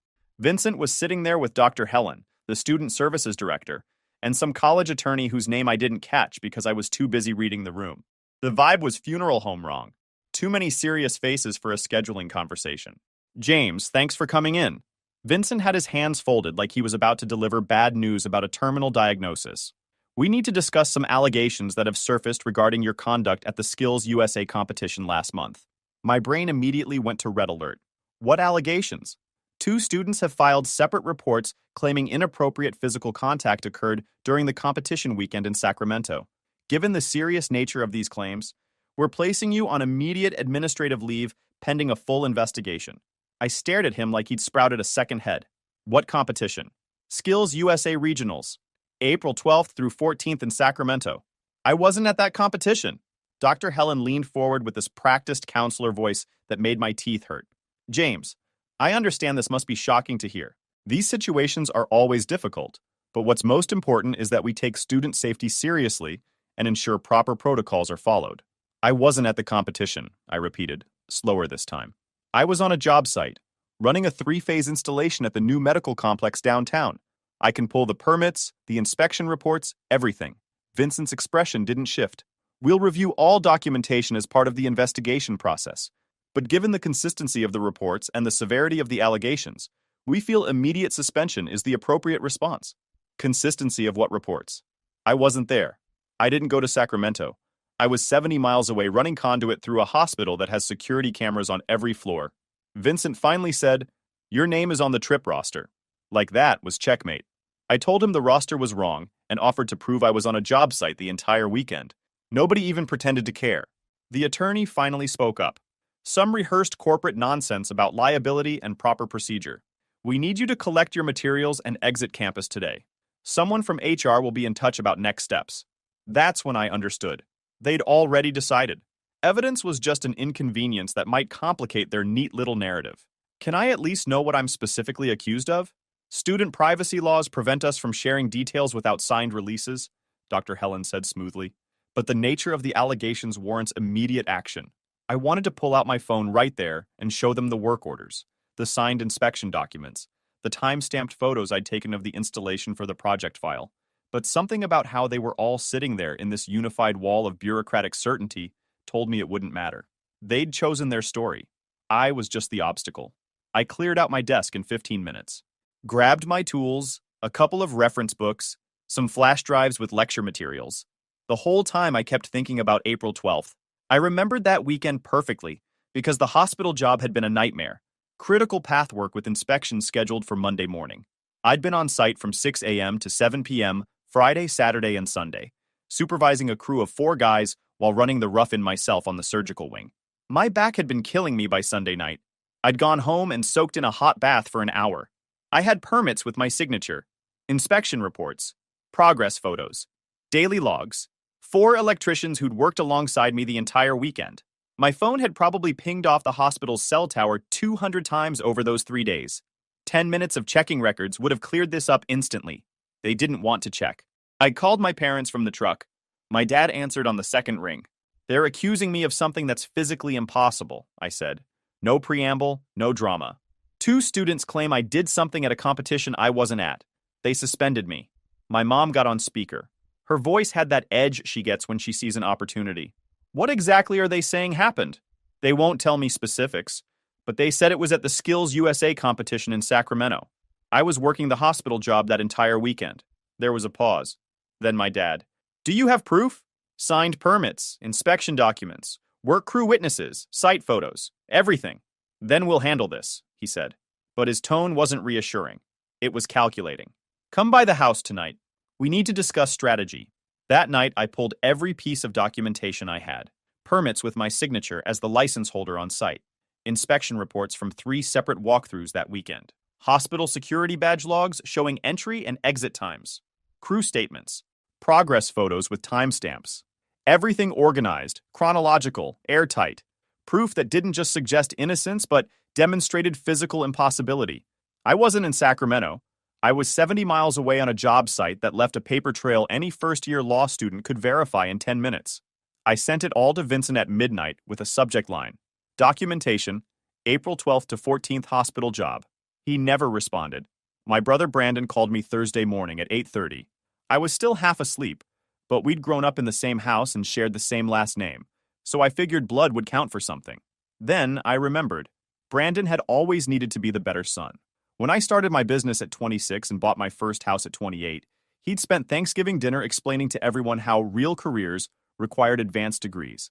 When I paid off my truck in cash, he'd made some comment about how blue-collar money didn't build generational wealth. Our parents had always favored his corporate trajectory over my trade work, the MBA from State, the nonprofit job title, the community leadership nonsense. He'd been posting ally content on social media for 2 years, mostly performative threads about accountability and believing survivors. His career had stalled after getting passed over for director twice. He needed a cause. I just didn't know I'd become it. Brandon, thank God. Did you hear what's happening? The college is trying to... I can't talk to you right now. His voice was cold, professional. I'm meeting with the college administration this afternoon. I wanted you to know that Karen and I are taking this very seriously. Taking what seriously? I wasn't even at the competition. I have documentation showing I was on a job site the entire weekend. Permits, inspections, crew statements. I have to go. He hung up. I tried calling back. Blocked. Tried texting. Blocked. I sat there in my truck staring at my phone thinking maybe I'd misheard. Maybe he needed time to process. Maybe the college had fed him some nonsense that made him cautious. Then I got a text from my Uncle Paul. Did you see what Brandon posted? Call me. Brandon had sent something to the extended family first. A private message to my parents, my aunt, a couple of cousins. Uncle Paul forwarded it to me. Professional language about serious allegations and supporting the investigative process, and how he couldn't in good conscience maintain contact until the facts were established. Cold, measured, but unmistakably a line drawn in the sand. That was the warning shot. 6 hours later, the family group text exploded. Brandon had posted a message that felt like getting stabbed in the chest. I've been informed of credible allegations against James involving students at Riverside Community College. After meeting with college officials and carefully reviewing the information they provided, Karen and I believe the students who've come forward. We will not be maintaining contact with James, and we strongly encourage the family to prioritize the safety and well-being of the young people involved in this situation. I read it 4 times, trying to make the words say something different. My mom responded first. We support you both. This is heartbreaking, but necessary. My dad. Agreed. Some things are more important than family loyalty. You're a hero for standing up for the victims. My cousin Sophia. Wait, what? Has anyone talked to James? My uncle Paul. This is insane. You're condemning him without hearing his side? I started typing a response. Deleted it. Started again. Deleted it. What the heck was I supposed to say? That I wasn't there? I'd already told Brandon that. He hadn't cared enough to look at the proof before declaring me guilty to everyone we knew. I tried calling my dad. Voicemail. Tried my mom. She answered, but sounded like she was reading from a script. James, honey, we've discussed this extensively with Brandon. He's shown us the college's concerns, and we believe the proper course of action is to step back and let the investigation proceed without family interference. Family interference? I'm trying to show you evidence that I wasn't even there. Sweetheart, we're not investigators. We're not qualified to evaluate evidence. What we can do is support the process and ensure that victims feel safe coming forward. Victims of what? I was on a job site 70 miles away with 4 witnesses and a stack of inspection documents. Your anger right now is understandable, but it's not productive. We love you, but we need to think about the broader implications. Broader implications of what? Destroying an innocent person because it's easier than checking basic facts? She sighed like I was being difficult. We'll talk when you've calmed down. She hung up. By Thursday night, Brandon had posted something on social media. My uncle Paul screenshotted it and sent it to me before my mom made him delete his number from the family contacts. Some long manifesto about believing survivors even when it costs you relationships, about how real accountability requires sacrifice, about choosing what's right over what's easy. 300 likes within 2 hours. Comments calling him brave, calling him a real ally. Not one person asked if he'd verified a single fact. Friday morning, the college sent the termination letter. Effective immediately. Corporate language about maintaining safe learning environments and making difficult decisions in the interest of student welfare. I'd taught there for 4 years. Helped design their entire electrical safety curriculum. Had a 98% student approval rating. Never had a single complaint until 2 kids who'd never been in my class suddenly remembered I'd molested them at an event I didn't attend. They fired me in 3 paragraphs. My landlord sent an eviction notice the following Tuesday. 60 days to vacate. Apparently, there's a morality clause buried in the lease about conduct that damages the property's reputation. Being falsely accused of being a predator apparently qualified. My commercial account started pulling contracts. Word travels fast in the construction industry, and nobody wants to be associated with that kind of liability. 3 jobs worth $180,000 in billings evaporated in 1 week. The general contractors who'd been calling me for bids suddenly had scheduling conflicts. The supply house that had given me net 30 terms for 6 years switched me to cash only. My accountant sent a polite email suggesting we reassess our professional relationship. Friends stopped responding. People I'd known since high school left me on red. My gym membership got mysteriously canceled. The guy who ran the coffee shop near my apartment, where I'd been getting the same breakfast sandwich for 3 years, suddenly couldn't make eye contact when I walked in. I stopped going. I kept sending messages to Brandon. Tried email when he blocked everything else. Sent him the complete evidence folder with every timestamp, every photo, every piece of documentation proving I'd been on site that weekend. Subject line, just please look at this. Delivery confirmed. Never opened. He'd decided I was guilty, and evidence was just noise. I stopped explaining on day 12. Not because I'd accepted defeat. Because I realized something sitting in my empty apartment surrounded by boxes I couldn't afford to move. Nobody who'd already chosen sides was going to look at proof. They didn't want truth. They wanted a villain. And I'd been perfectly cast. I didn't go back to my parents' place. That door was welded shut. I moved my stuff into a storage unit and crashed in my buddy Mike's basement on a folding bed. I paid him in cash and rewired his panel that looked like it had been installed during the Nixon administration. I spent the weekend organizing everything: permits, inspections, badge logs with exact timestamps, progress photos, witness statements from the crew. Everything pointed to the same conclusion. I wasn't in Sacramento. I was on a job site 70 miles away, doing work that left a comprehensive paper trail. Monday morning, I called a lawyer. Not some big firm. Couldn't afford that. But my Uncle Paul knew someone who owed him a favor. Civil rights attorney, mid-30s, who did Title IX work and had a reputation for eating college administrators alive. She was already on her second coffee when I arrived at the diner. "Walk me through it," she said, pulling out a legal pad. I did. The whole thing. The accusation, the suspension, the family implosion, Brandon's social media crusade, everything. She spent 20 minutes going through my evidence. When she finally looked up, her expression was predatory. "This is bulletproof. You weren't there." I know. So why the heck are they still pushing this? Because admitting they were wrong means admitting they railroaded an innocent guy. The college, the administrators, my brother, they all went public fast and loud. Walking it back now makes them look incompetent or malicious. Easier to keep insisting I'm guilty and hope I slink away quietly. She nodded slowly. Here's what you need to understand. You have strong claims for defamation, tortious interference, maybe Title IX violations. Your brother made specific, false, damaging statements that cost you income and housing. The college violated basic due process. This will get ugly, it will take time, and it will cost them more than they're prepared to pay. I'm not going anywhere. Good. Then here's the play. We don't engage publicly. We preserve evidence, file the necessary complaints, and let them keep digging their hole deeper. Every time your brother posts, we screenshot it. Every time the college refuses to look at your evidence, we document it. When this goes to trial, we bury them in their own negligence. What about Brandon? What about him? He's out there calling me a predator. He's coaching the families. Let him. Every post he makes, every statement he helps craft, every time he doubles down without checking basic facts, it becomes evidence. The more certain he acts, the worse he looks when we prove he never verified anything. He's building your case for you.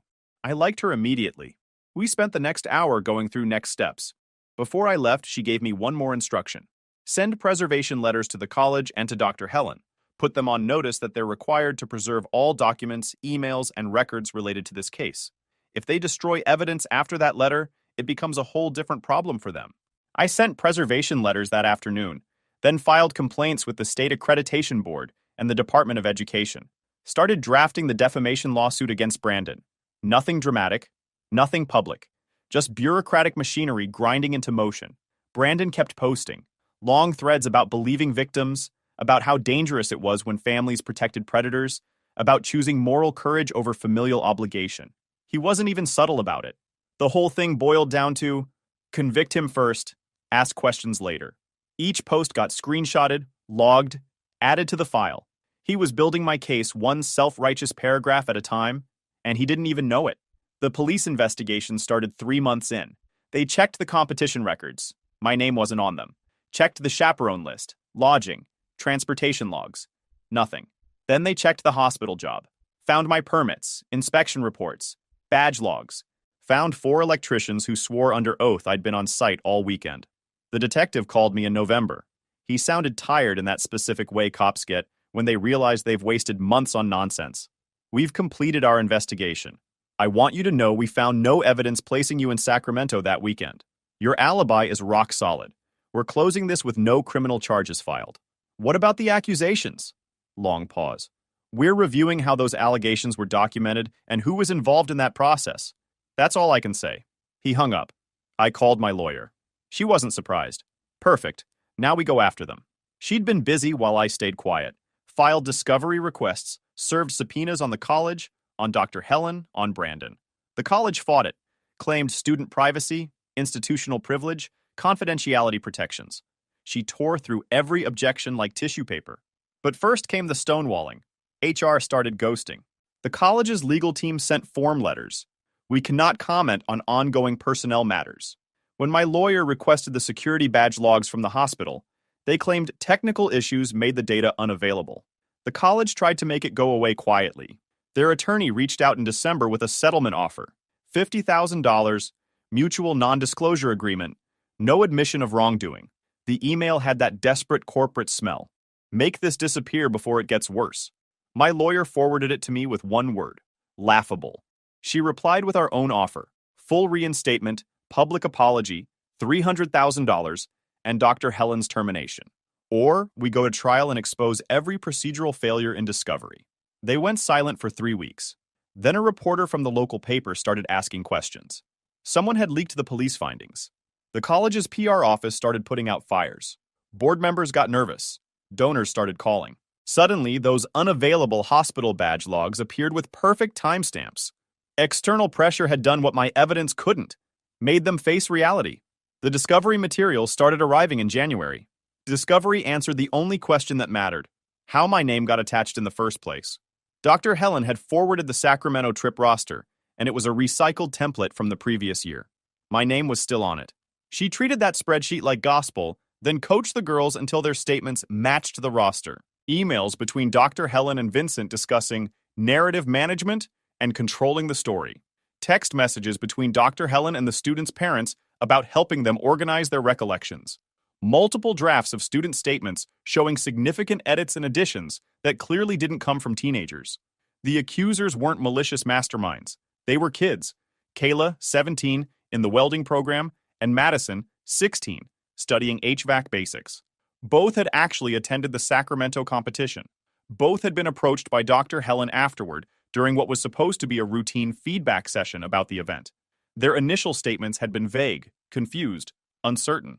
Then Dr. Helen got involved. One email from Dr. Helen to Kayla's mother stood out. I know she's having trouble remembering specifics, but sometimes trauma makes memories fuzzy. Let's try the timeline exercise we discussed. Walking through the weekend hour by hour can help things surface. Another to Madison's father. I think we have enough consistency now to move forward confidently. The statements align well. We just need to ensure the families stay committed to the process and don't waver under pressure. There were more. Pages of it. Dr. Helen guiding, suggesting, shaping every detail until the story's locked into place. But the most damning stuff came from Brandon's own digital trail. He'd been so convinced he was the hero that he'd documented everything. A message to Kayla's mother read, I know your daughter is having second thoughts, but backing out now sends the message that if you pressure victims long enough, they'll fold. We need to show strength here. Another, don't let them fixate on timelines and alibis. That's just a distraction tactic predators use. What matters is the trauma, not the logistics. He'd saved everything. Every conversation where he'd helped them refine their statements. Every moment he'd prioritized his crusade over basic fact-checking. Every time he'd pushed back when doubt started creeping in. My lawyer scheduled depositions for February. Brandon went first. The deposition happened in a conference room that smelled like old coffee and desperation. Brandon sat across from me for the first time in 8 months. He looked terrible. Dark circles under his eyes. His lawyer was some underpaid associate who kept checking his watch like he had somewhere better to be. My lawyer looked like a shark that had just spotted blood in the water. She started soft. Background questions. His relationship to me. His work in community advocacy. Then she shifted gears. When did you first learn about the allegations against your brother? The college contacted me in late April. Asked if I'd meet with them to discuss a serious situation. And what did they tell you in that meeting? That 2 students had reported inappropriate contact during a competition weekend. Did they provide specific details about what allegedly occurred? No. They said privacy laws prevented them from sharing details without parental consent. Did they tell you which competition? Skills USA Regionals in Sacramento, April 12th through 14th. And did you, at any point during or after that meeting, verify that James had actually attended that competition? Pause. Brandon glanced at his lawyer. The lawyer nodded slightly. No. You didn't check the attendance records? Didn't verify the chaperone list? Didn't ask the college to confirm James had even been present? No. My lawyer let that sit for a moment. James reached out to you after the accusation was made, correct? Yes. And what did he tell you? He said he wasn't at the competition, that he had proof he was working a job that weekend. And what did you do with that information? I told him I couldn't discuss it with him and ended the call. Did you ask to see this proof? No. He sent you documentation, didn't he? Permits, inspection reports, witness statements? He sent emails. I didn't open them. Why not? Brandon's jaw tightened. Because I'd already made my decision based on the information the college provided. Looking at his defense felt like it would compromise my ability to support the victims. Support the victims, my lawyer repeated flatly. Even if the alleged victim wasn't actually victimized by your brother? I thought the allegations were credible, but you didn't verify them. Silence. My lawyer let it hang there. The court reporter's fingers stopped. Brandon's lawyer shifted in his seat. The whole room could feel the weight of that admission settling like cement. You posted on social media about this case multiple times, correct? Yes. Public post declaring your belief in the accusations and your decision to cut contact with James? Yes. And you helped the families involved organize their statements, didn't you? Hesitation. I provided support and guidance. My lawyer slid a printed screenshot across the table. This is a message from you to Kayla's mother. You wrote, and I quote, "Don't let them focus on timelines and alibis. That's just a distraction tactic predators use." Do you remember writing that? Brandon stared at the paper. Yes.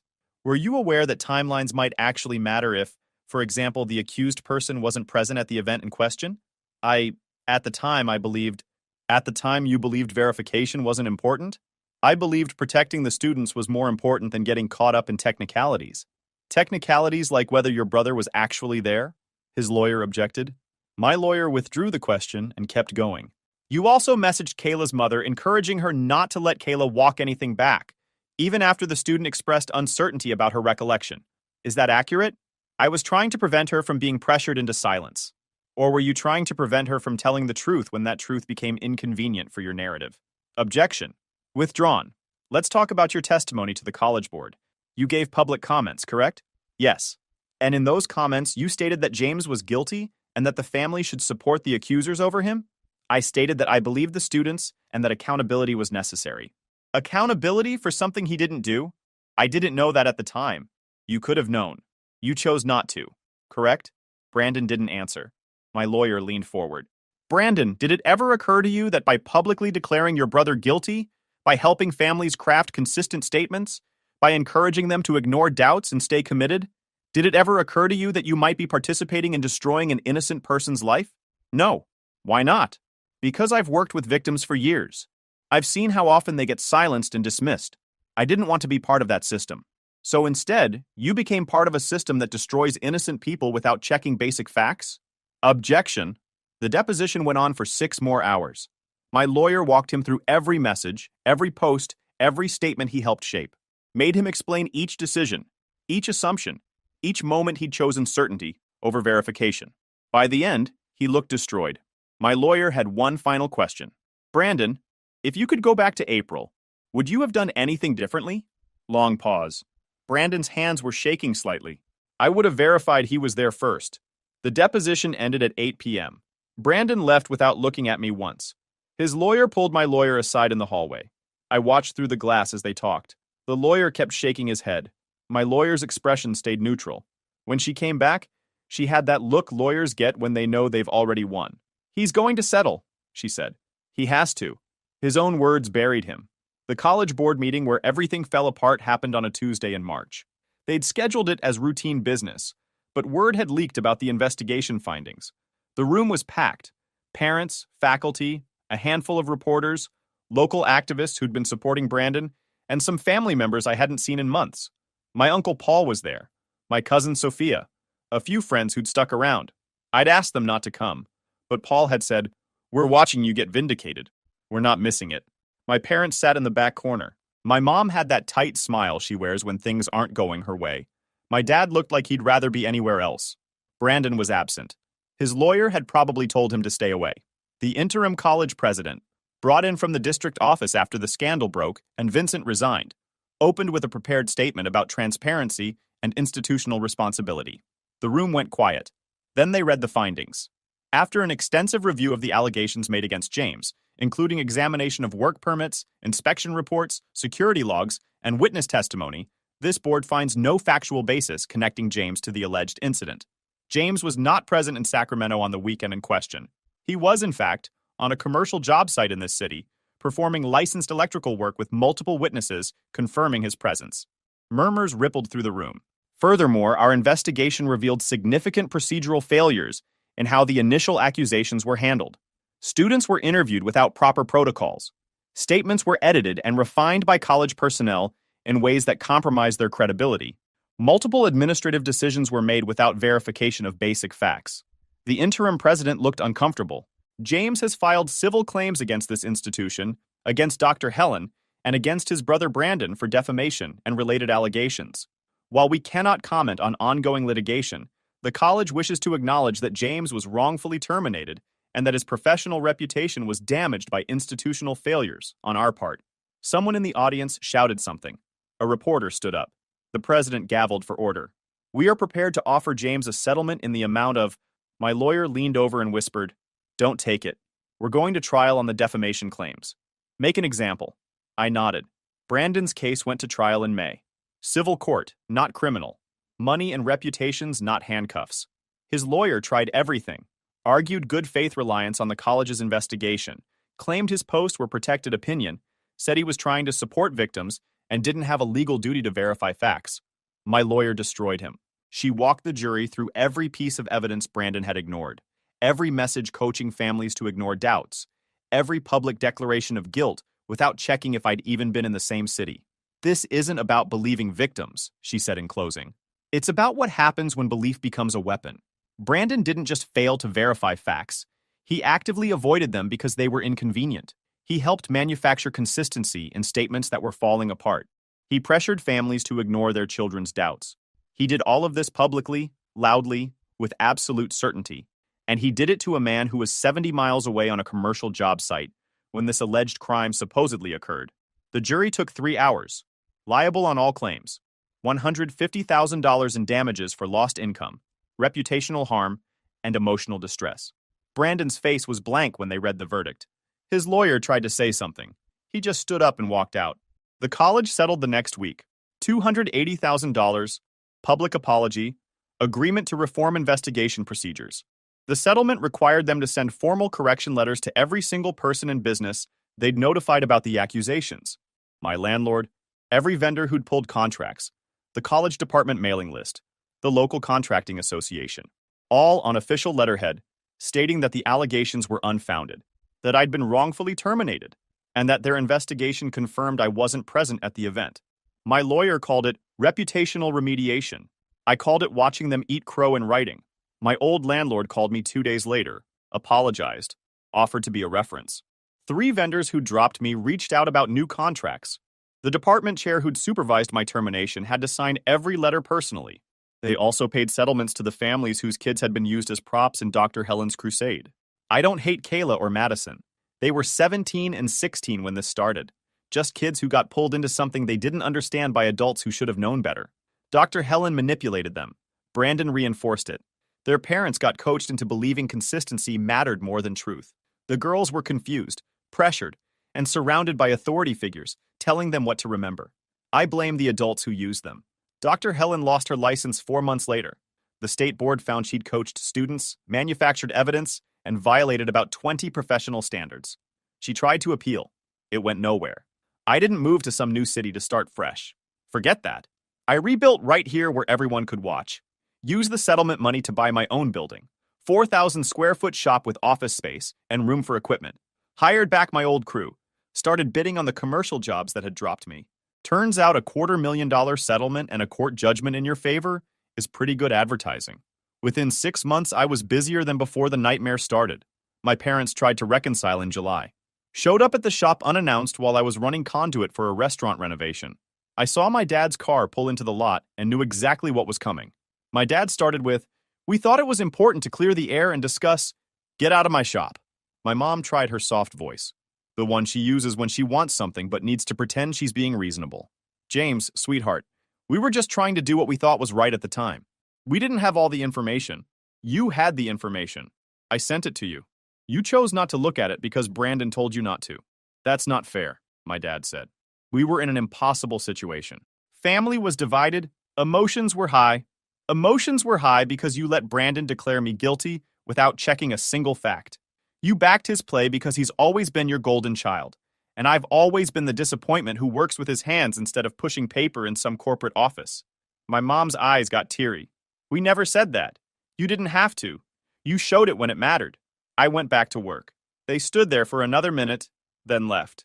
Haven't heard from them since. The family fracture never healed. Uncle Paul and cousin Sophia stayed in touch. Everyone else either chose Brandon's side or just went quiet. Fine by me. Blood doesn't mean anything when the people who share it throw you under the bus the first chance they get. Brandon tried to rebuild his advocacy career, but the court judgment followed him everywhere. Got fired from his nonprofit job 3 months after the verdict. Last I heard, he was working at some insurance company doing grunt work for $45,000 a year. His wife Karen left him in September. Took the house, the car, and the dignity he had left. I didn't celebrate. Didn't feel good watching him crater. But I didn't feel bad either. The real satisfaction came from watching everyone who'd been so certain, so righteous, so convinced they were on the right side of history. Watching them all have to eat their words and knowing they'd never admit they were wrong.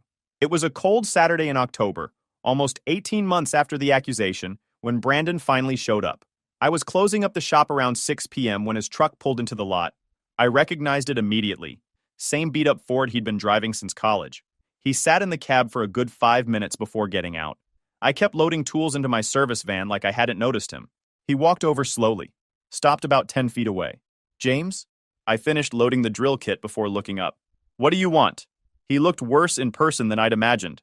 Thinner, older, worn down in a way that had nothing to do with age. I wanted to talk. About what? About everything. About what happened. About... He stopped. "I messed up.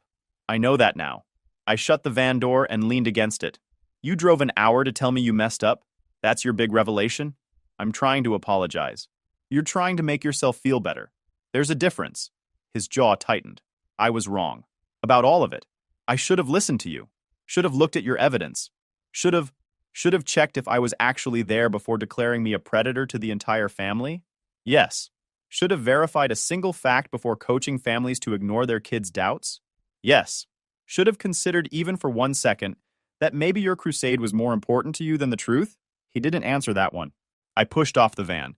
"You didn't just mess up, Brandon. You made a choice. You chose to believe I was guilty because it felt good, because it let you be the hero, because verifying facts was work, and faith in your own righteousness was easy. I was trying to help.